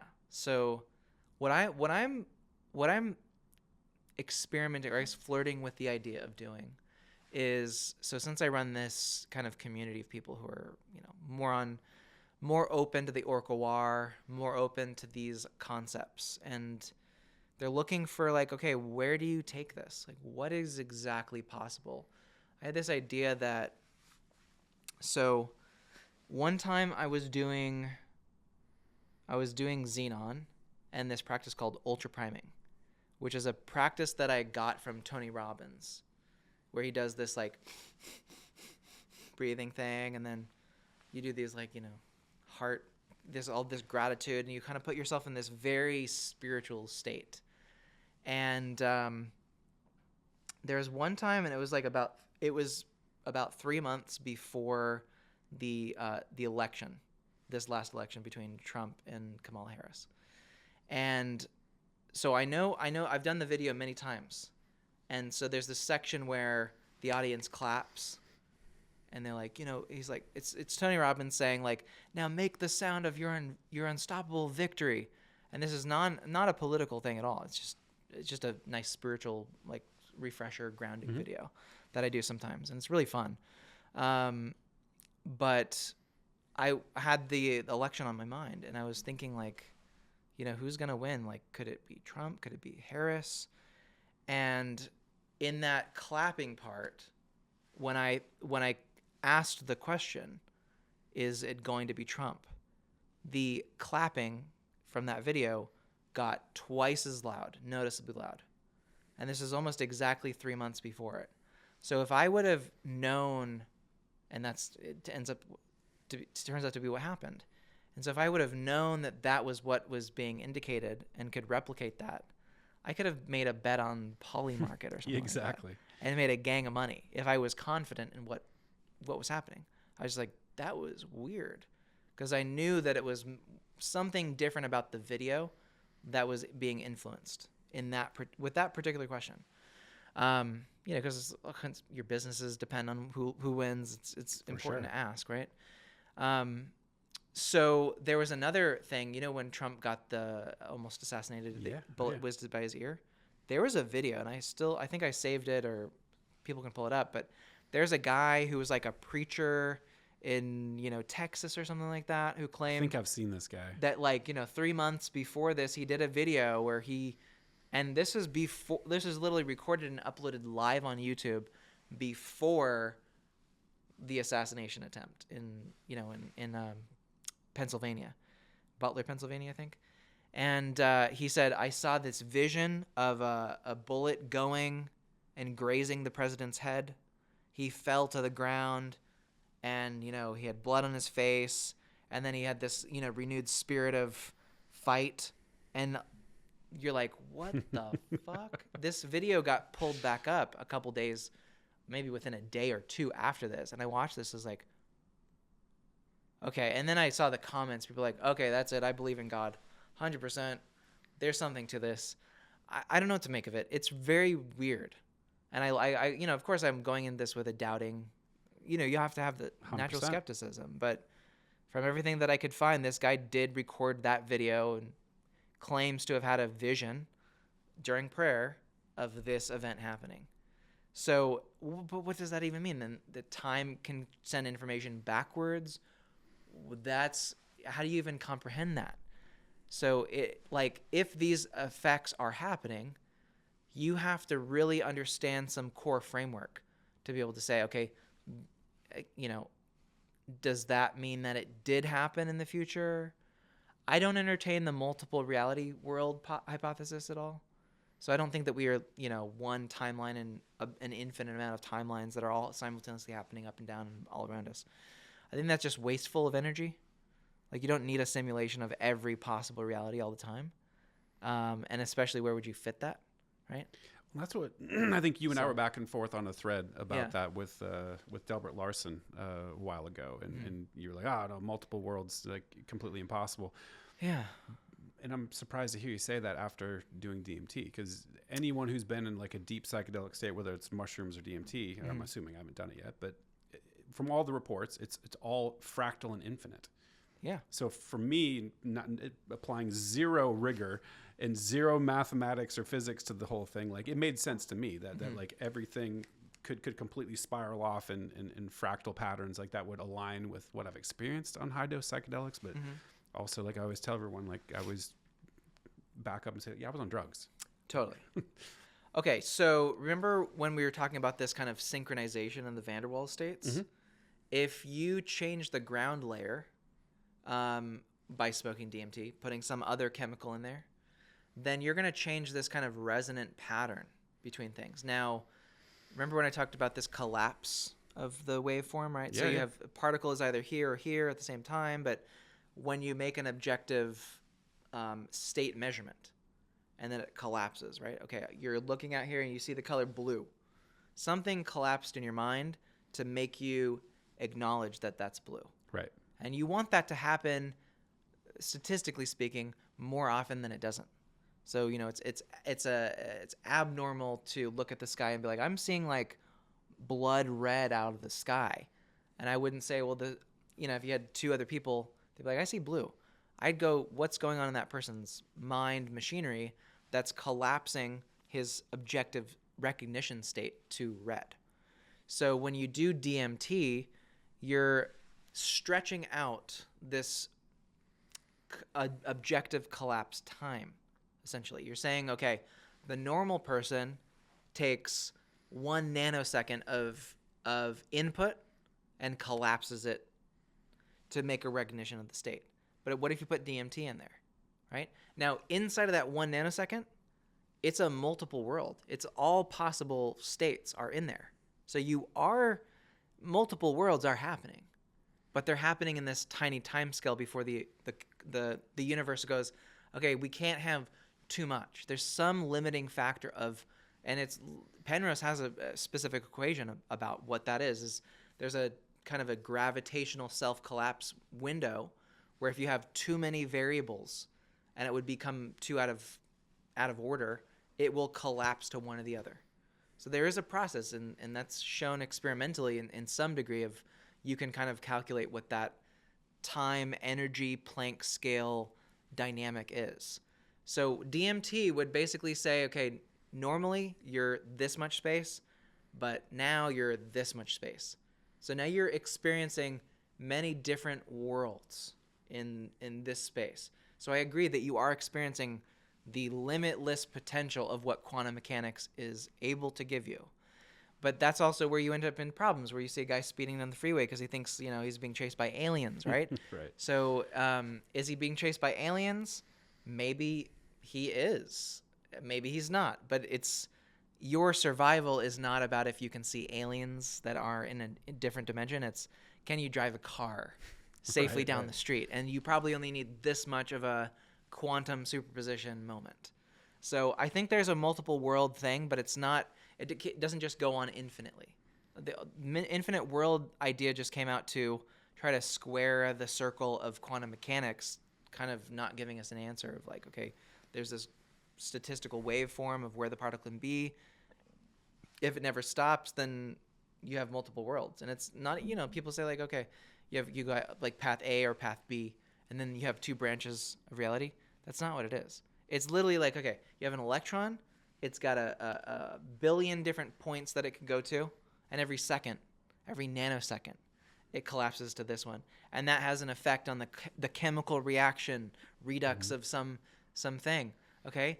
That means that particle collapsed in different worlds a billion different times.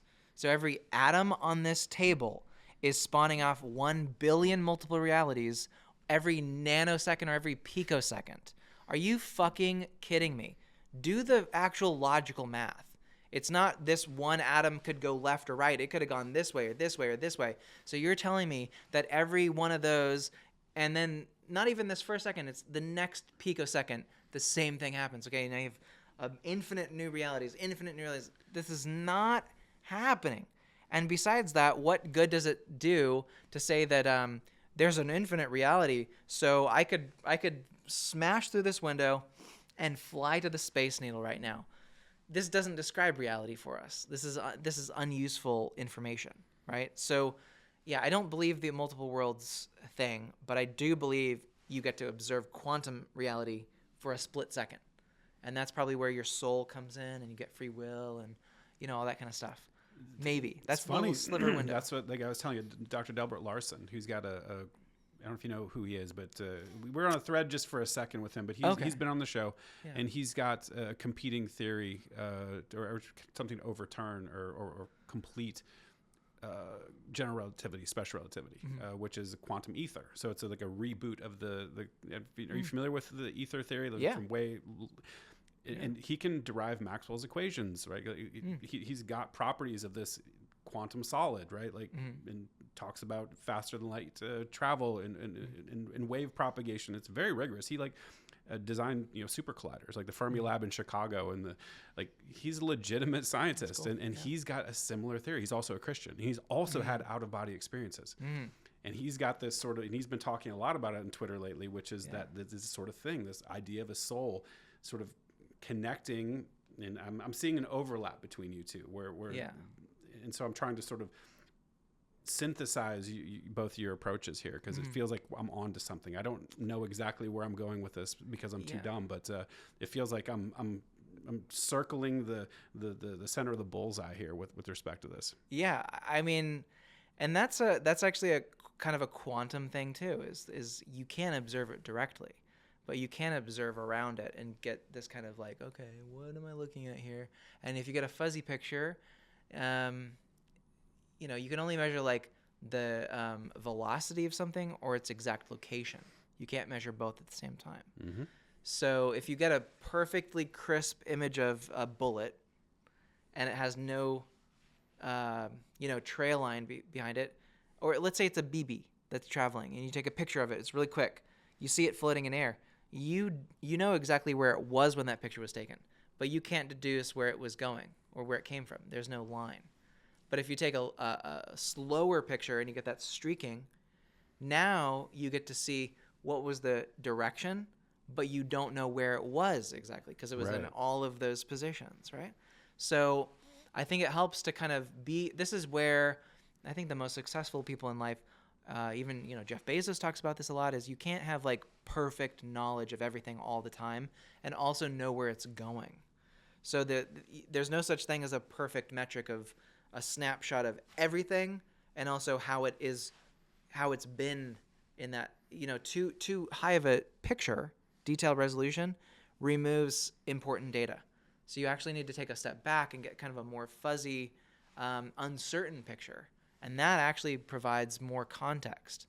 So yeah, I think for you in discovering this is, I don't know. I mean, I'm willing to be wrong on any of these things. If somebody comes up and says, I have a better theory, and it's actually, it's maybe it's mitochondria that are the source of our consciousness.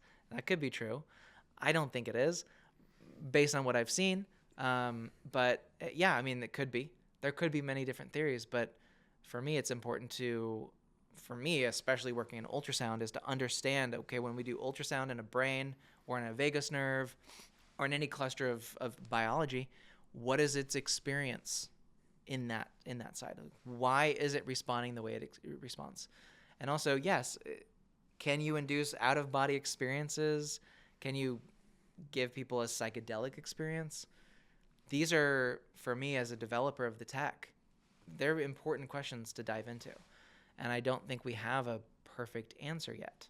So either I'll be the one who comes up with some sliver of that answer, or it'll be 100 people that throw some idea and one will stick or a couple will stick over time. So that's my hope. Yeah. What do you think is the strongest argument against ORCH-OR? I would say the strongest argument against ORCH-OR, it's that it's still, you could call it experimental, that it's not easy to validate, and that it basically says that consciousness happens when the quantum waveform collapses, which is in and of itself an observation, which means you can't necessarily observe an observation. Right. So it makes it difficult to prove, okay, haha, I caught the observing happening? There could be some ways, there could be some methods to suss that process out, to sort of maybe use, like, I think there's a friend down in San Diego using microwave technology.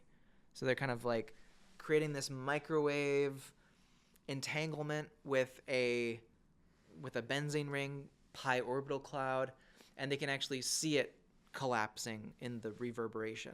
So they can kind of suss out that there was a collapse. There was a both and then a collapse.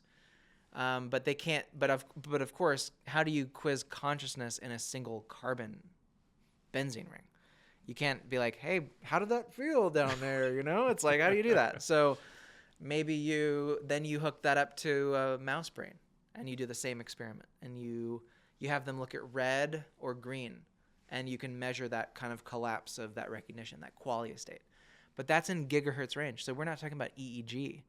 EEG for these multiple head systems are pretty expensive, $20,000 to $50,000 for a research institution. But that's because it's measuring like 100 times per second, and it's 64 channels. But now you're talking about megahertz or gigahertz.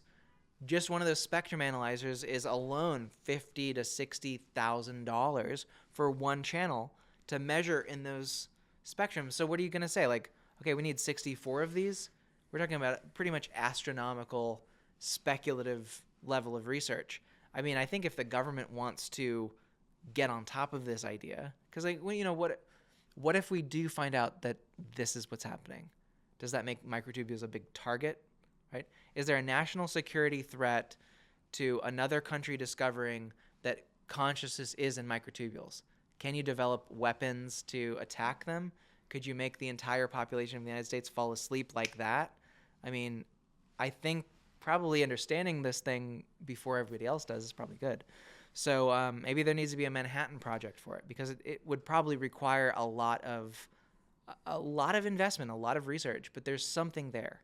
There's something really important there. You don't think they're already working on this? I mean, DARPA does what DARPA does. We already know that MK Ultra happened a long time ago, and they're probably basically just what we know about what they worked on MK Ultra leads you to believe, like, well, look, we've got to be way further down the line than that. So do you suspect that they've already uncovered some stuff? Yeah, we pulled up some, like, uncovered patents from the Navy laboratory, and they are literally growing microtubules on silicon. Really? They are. They're already doing this. This is 2017, I think. It's fairly recent then. Yeah, it's pretty recent. It's not like 1980s stuff. This is too difficult to do in the 1980s. So now we are living in the time where I even did just a model, just a 3D model. I was like, okay, if chips today are like 2 nanometers, right? So we're making, TSMC is manufacturing 2 nanometer gaps in transistors. Mm-hmm. And that's kind of their recent limit. Maybe they'll get to like 1 nanometer, but that's even getting risky with quantum tunneling and leakage. I was like, what does that look like next to a long microtubule?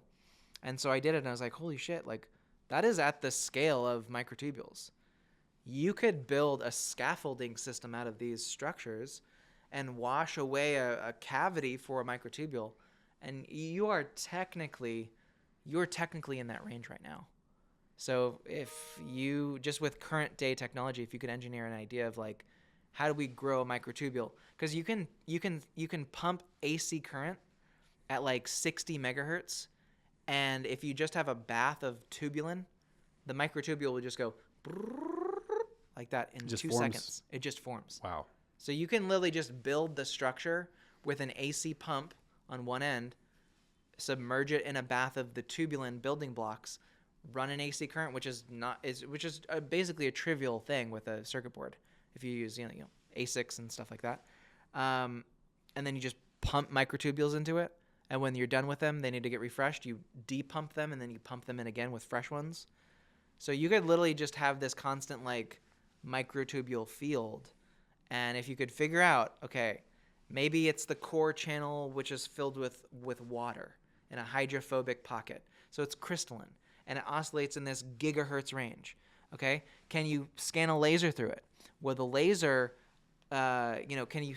I think I saw a thing about, okay, measuring submarines.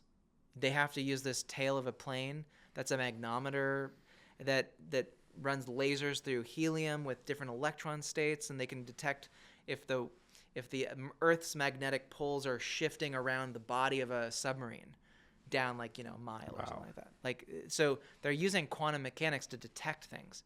Could you use this microtubule system to start detecting other things, consciousness, or maybe make first contact with an interdimensional alien species or God himself, or I don't know. So that would be pretty powerful. I think the way that they're using quantum computers today is so ridiculous. It's like, how do we crack RSA2 encryption? I want to get those Bitcoins or whatever. It's like, okay, it's probably not the best application. I think it's worse than that. I think that's actually, quantum computing scares me a lot because are you familiar with the data center the NSA built in Utah? Mm-hmm. Yep. The hypothesis is, or from various sources, the claim is that it's basically just warehousing everything on the internet. Yeah. That they're taking all internet transmissions that they can capture and just storing them. Yeah. And they're encrypted. And guess what? If you could, with quantum computing, do it all at once, you can crack SSL, then guess what? Then you can go in and have access to everything that's been transmitted that we all thought was encrypted. I think that's a much more compelling use case, the scarier use case than cracking Bitcoin, to be honest. Right. Yes. They're all in that category, but I mean, I don't know. I think what people want with something like a quantum capable AI is an AI that will do the work that we don't want to do. That's it. Like we were kind of promised that back in 2023 and 2024. We're like, oh my God, we're just like 1 month away from AGI, baby. You're never going to have to do that bullshit again. Like, doing some automation on your website or solving some CAPTCHA page on your whatever.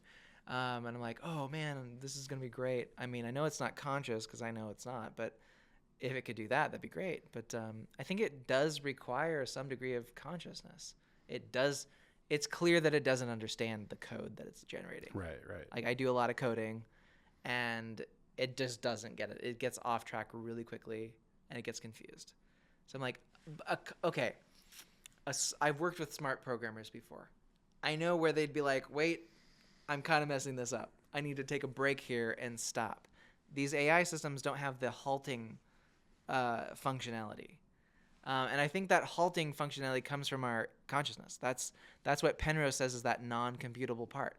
Like, we can't compute when the human mind gets to say, you know what, I'm good, right? And we see that going back to the personal relationships and biology. There's a time when somebody might be like, I don't know, maybe they're in the military or they're some like really important role, or maybe they're in a position where they're, I don't know, in a bad relationship, in a non-standard relationship where they're not getting what they need out of it. And you could simulate, well, all the rationale reasons for them to continue are here, and so they should continue based on the simulation. But then they just say, you know what, I'm done. Like, we have that ability to just say, I'm done. And a computer does not have that ability. It doesn't have a meta-awareness of what's going on to just say, like, yeah, I'm done. That is our free will, in a sense. There's absolutely an aspect of the freedom to have that quantum sort of grokking of the system. So I think that's what like an AI with quantum computing would in theory give you. That's the hope. But even then, I think that's still kind of speculative because I don't know. I think the quantum computers today aren't. Well, we'll just see. I don't know. I hope it gets built, and I think it'll be better than what we have today. But really, I'm only going to entertain, and this is my PSA for people. I'm only going to entertain your theories about my ChatGPT just became conscious if you can show me that there's an architecture change to how these systems are being run. Because it's still working on the same RISC chip or x86 chips that, my old Intel PC did when I played Sims on it, and those little people were talking, and they had self-referential thinking. I also didn't look at my Sims characters and go, oh my God, Mom, they're conscious. These are real people in my computer. I knew better for some reason to not make that mistake. So, you're still on the same medium, as that game, and just because you see a character kind of parroting words that they were told, they didn't even speak English in that game. It was Simlish or something like that. So,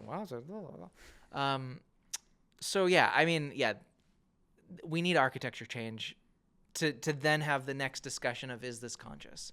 But as of now, ChatGPT 5 and 6, they're unlikely to be on new hardware. Yep. So, yeah. One more question, and this is about the veracity of ORCH-OR. Is one of the complaints that I saw or objections is about quantum mechanics and the warm, wet state of the human brain. What do you have to say about that? Oh, yeah. So that was that's an old debate from the 90s, and that was when ORCH-OR was first introduced. Max Tegmark is very guilty in this scenario. He made some calculations on, napkin calculations. Like, he's like, oh, see, I proved that, the brain is too warm, wet, and noisy for there to be any kind of quantum anything in there. And he was off by, he published this paper, and he's like, this is the ultimate rebuttal to ORCH-OR. Ignore it from now on. Didn't even open a opportunity for Penrose or Hameroff to respond. This is like kind of this is the pettiness that you find in these academic things. Same thing with string theory. Oh, yeah. These guys take themselves way too seriously, and they need to nerd snipe at each other all the time. So Max Tegmark basically was like, here's my back of the napkin calculations as a physicist, right? And this proves once and for all that there's no way there's quantum effects in microtubules. And then he published it and said, then he claimed victory. And then Hameroff and some physicists repeated the calculations and you made a order of magnitude mistake in your calculation. Your conclusion is not supported by your math, so you fucked up the math. But at that point, he kind of felt he had scored a victory already, so he's just like, whatever, we don't have to take this ORCH-OR thing seriously at all. And so I think other people in liking Max Tegmark were like, yeah, we'll just do whatever he wants. It's fine, So that just became the assumption. So it's kind of like an appeal to authority type of thing, where definitely he has decreed that it is. I got it. Exactly. Yeah. And so, but yeah, I mean, yes, with a new, even the theory of relativity, they didn't prove it from day one. They had to go out and test it. So I've posted this on my Twitter account and everything. There are tons of videos, tons of papers that demonstrate that in these tryptophan rings, going back to the tryptophan, is that they're able to create coherent ultraviolet light waveforms throughout the microtubule, measured in microtubules, warm, wet, noisy microtubules, that they can maintain super radiance, which is a quantum effect. So it's not even to the degree of I have to say, well, it's possible it's not warm, wet, and noisy at the scale of a microtubule. It's insulated. It's got hydrophobic pockets on the inside that can support quantum activity. We don't even have to say that anymore. That's now proven. So that's actually an effect shown. So we know that there is quantum light entanglement in the entire lattice of a microtubule. And the longer the length of a microtubule, the more coherent that light is. And so that's why I love the vagus nerve. It's super long. And this is endogenously produced light, right? It's like, I guess so. It kind of is generated. I'm also super fascinated with Dr. Jack Kruse and his work on light. And he is, you know who that person is? I do. I mean, he's a wild character. But he's got some research they apparently did on onions, right? Where there was the quartz in between. And they actually proved through... what do they call it? Photon amplifiers or something like that. That ultra weak ultraviolet radiation was being produced by cells endogenously and is part of a signaling internally to the body. And he goes deep into circadian rhythms and how light affects the body. I still don't know what I think about all of it. I'm still trying to grok a lot of it. He's a very smart guy, but he's also a little bit unhinged, right? Yeah. And maybe I'm just completely wrong. He's just so confident, has everything figured out. That's not been my experience typically. Normally there's like a core nugget that somebody gets right. Yeah. But anyway, I'm seeing this sort of like overlap now. So I wanted to understand a little bit more about how this light might play within a microtubule. Yeah. So I think that the light in the microtubule is a signaling light. That's how cells can maintain communication. So it's like fiber optics, right? Now we're just putting fiber optic cables between supercomputers and massive data centers. Like that is now just becoming a thing. But maybe biology figured out how to use light and like these optical resonators to send huge streams of information. Because again, you know, your ability to see is gigs of data per second. It's like 100 gigabytes of information, and you can make some sense of it. A computer is just not going to give you that same like wide, full resolution, full color. I mean, the amount of clarity we see from our eyes is difficult to replicate even with extremely expensive sensors. So, and then, you know, you have everything else, the feelings and the movement, and all that a camera That's what I'm can't do. asking, because it seemed to me like it's a reasonable hypothesis that instead of the traditional microtubules, things just crawl about on the surface or whatever, this actually might be your gut or other parts of your body communicating to your brain optically. And I don't know if that's, you know, that's a valid, you know, thing or not, but it seems plausible at least. I think it is. I'll share maybe hopefully my last one story about the xenon experiments that I did. I had the craziest experiment. I was also doing, again, the ultra priming, which is a Tony Robbins practice. Now, he calls it priming, and you do those at his events, but I love everything ultra, so I decided to I re-recorded it and remade it in higher quality, because, you know, it's only came from somebody snuck a phone into this event. This is like almost MK Ultra. Like, if somebody was an MK Ultra trainer and they became Tony Robbins, this would be the exact thing they were doing, but for good, like legitimately for good. Like, here's how you can take advantage of your own mind's ability to either tell yourself total bullshit, untruths, or to inspire yourself. And so that's what priming is. It's very cool. So anyway, I was doing it, was imbibing a microtubule stimulant, and I did, you know, you do this heart gratitude thing. So you place your hands on your heart and you go like that. And I'm wearing a VR goggles. It's like the Pico brand, like a Chinese brand of headset, which is very, very high quality, not cheap. And these are like enterprise versions. Mainly because you don't have to use those big knuckles and you could just press the button on the side. I like that feature. I don't know why Meta doesn't have that, but you need the knuckles.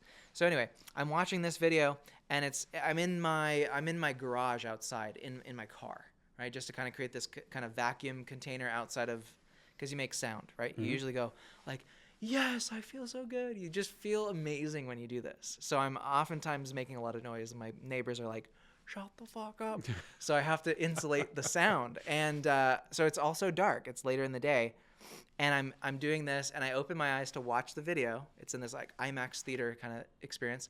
And I see this blue light around the edge of my nose, right here on my periphery. And I'm like, what is that? And so I'm like, there's not a bright blue, purple light in my garage that could even be on. So I got to check it out. So I lifted up my VR and I looked down, and coming out of my heart, out of my chest, is a bright blue, like neon glowing thing. It's like a light emanating out of my chest, not from a central source like that's on my skin. It like looks like it's coming from my heart. It anatomically would be coming from my heart, and it extends out like this much.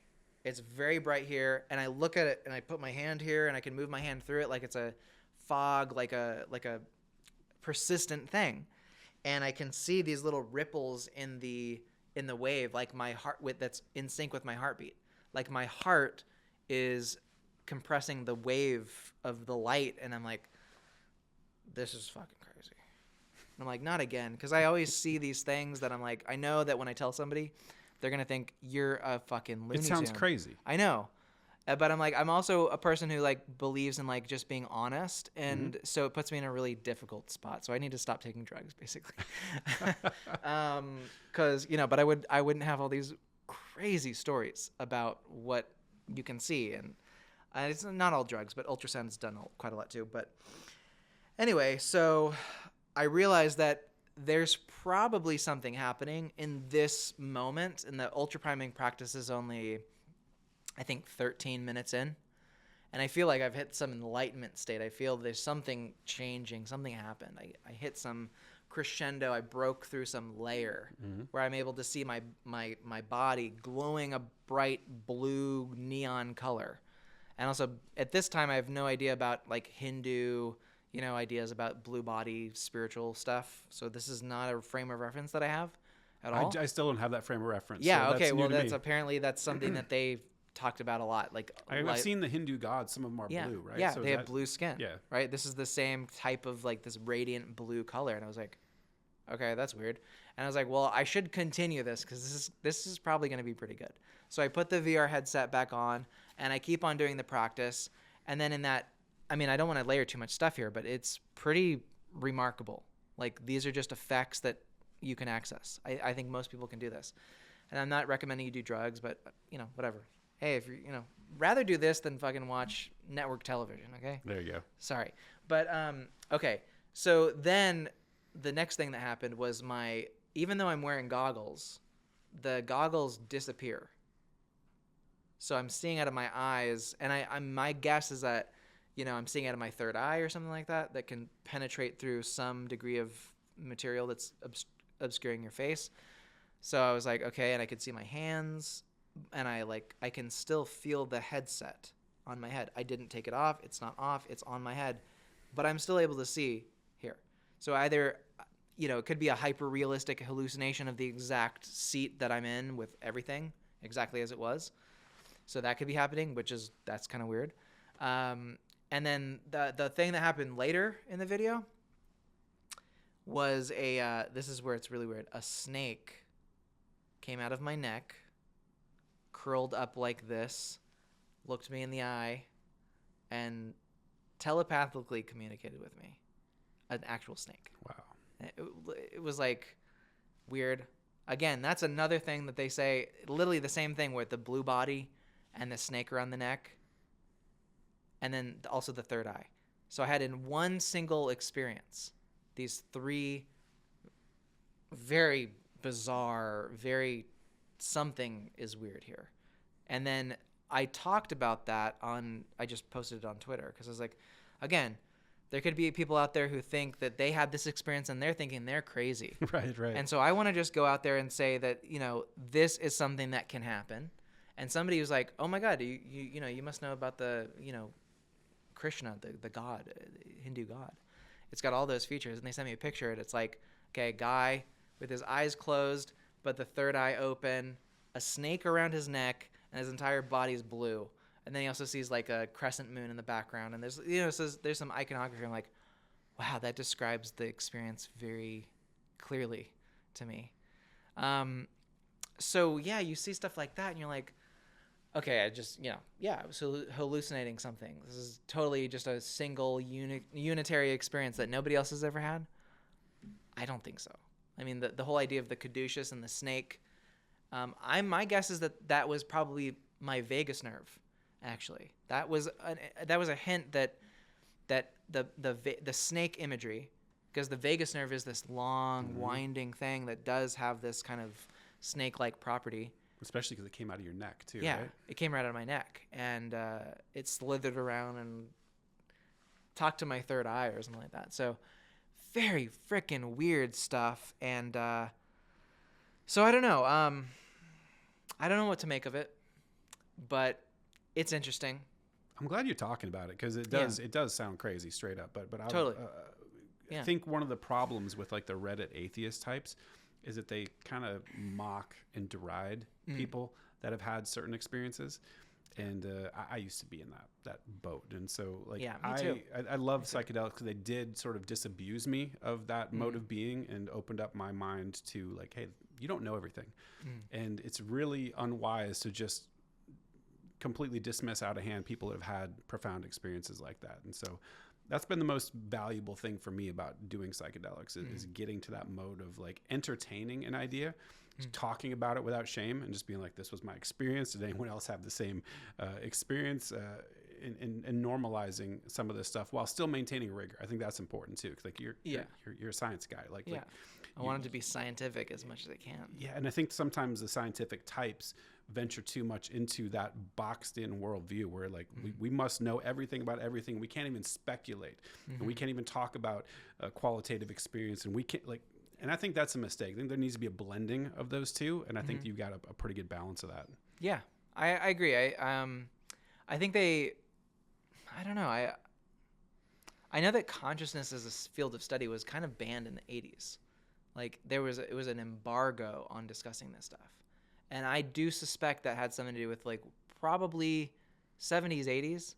That's like the end of MK Ultra, where they were trying to do remote viewing, trying to do weird psychic stuff.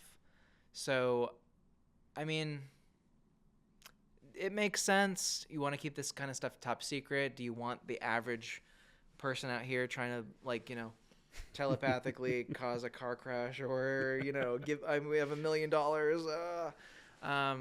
I don't know. I mean, I could see that where that could be problematic if everybody was trying to access some telepathic psychic ability. But I also don't. I think it's difficult. It's difficult. Could you use it for good? Yeah, maybe. Like, can you use the internet for good and bad? Yeah. You can do the same with AI, but we have access to it and we're allowed to explore it. So I think, I don't know, I would like to see a day in my life where the government would come forward and tell us, okay, here's what we know. And here's a framework for how you could investigate further. And stop just pretending like nobody's done this kind of stuff. Like, it's like the same thing with, they released the JFK files. Oh, yeah. They put 10,000 documents, and then they're just like, here you go. You read through it. I'm like, you didn't read through it? You don't have a conclusion? Why don't you include that? Like, what the hell is this? It's just a joke. It's just see if you can sort through it. We probably know what happened, really, but we're not going to tell you. It's just as good as not doing it, I guess, because there's just so much data that you're like, well, who did it, So I think if they ever came out with I guess all the MK documents got shredded by the CIA. So I don't think we're gonna know. And I think to your point, I don't think it has to be bounded to the government. Like I get like someone like, oh, there might be some negative consequences. Well, yeah, but guess what? If the government is has a monopoly on this type of research, I guarantee it's going to be used for bad, right? So I mean, just look what the government's been doing. I mean, totally. So I'm like, no, average Joe, like you want to do the telekinesis experiments yourself, knock yourself out. Like totally. I would rather have my neighbor doing it or you doing it than those assholes. Totally. Yeah. I mean, just. God, can you even imagine if, like, USAID had access to telepathic mind control, and they were trying to project this, like, I don't know, whatever weird, perverted, like, cultural, empirical projection across the world is. Like, I don't know. I don't want to get into some of the things, because I can talk about my psychedelic crazy experiences, but that's one where I'm like, I don't really want to get into it too much. But fair enough. Imagine if they were like had psychic USAID spies that were just like, okay, just projecting some thought into. I'll let you fill in the blank of what they would probably do. Right. That would be insane. I would not like that. And I think at the very least is. At least let's have the discussion, because if there's going to be an antivirus sort of firewall, it'd be letting someone be aware that, hey, did you know that your brain, because it has non-local effects in consciousness, that it can be influenced by people that you don't know and don't realize are doing it. So be on alert. Like, understand your mind is not exactly just your own. Why is that a bad thing to do? That's the same. It's like the same bullshit reason why if I go to high school today in America, they don't teach you budgeting. Yeah. They don't teach you taxes. They don't teach you basically anything about money, even though we live in the most capitalistic society in the entire world. It's just like you're born and you grow and then you die as the servant of the grand ideology. Mm-hmm. You're just fodder for the machine. And George Carlin's got a great bit about that. They don't want critical thinkers. They don't want they want people just smart enough to push the buttons and pull the levers of the machine. Yeah. And not smart enough to ask any questions. Exactly. Yes. Exactly. It's so true. So these are the questions that they really probably don't want people actually asking. Okay, what can my mind actually do? Like, am I really, like, I grew up watching 90s infomercials. I know there's mixed opinions about him, but Kevin Trudeau, Mega Memory. Mm-hmm. He talked about all of these there's things about speed reading, right? Like rapidly reading in information and being able to recall it instantly, remembering massive amounts of data and being able to recall it with perfect accuracy. So I became really enthralled with this. As a kid, I was like 9 or 10 years old and just watching this. My mom's probably off, working or something like that, so I got away with it. But yeah, I mean, if that's anywhere close to true, why don't we have that in school? Like, maybe there are geniuses, there are prodigies, there are people, there are things you can do at a younger age to make someone grow into this like almost superhuman type of person. And why is that? Why is there a monopoly? Why is there an embargo on that? I have to live with every single one of my neighbors. Why is it a bad thing to be like, hey, friend, you have an amazing brain. You have a quantum computer up in your head. Let's consider using it, right? It's pretty incredible. It's a gift. So, yeah. Anyway. Awesome. Well, that's a great place to end it, man. We're even over time here, but I just want to thank you for stopping by, man. I really appreciate it. Don't do a whole lot of these in person, and I think they're always better face to face. So definitely appreciate it, man. And why don't you tell everyone where to find you if they're not aware? Yeah. So I think the best place to go if you like the psychedelic stuff, then ultraschool.com with a K, school with a K, and that'll lead you to school.com/ultra. And that's a kind of a private study group where we talk about ORCH-OR, microtubules, ultrasound, and xenon. And we just did a workshop this last, I think 2 weekends ago, where we did cover that explicit research that Anirban did about, escaping megahertz waves and what are the implications and ways that members could kind of like investigate it. So a lot of people are buying xenon these days. I'll say that. So. Awesome. All right. Well, thank you so much, man. Yeah. Thanks so much.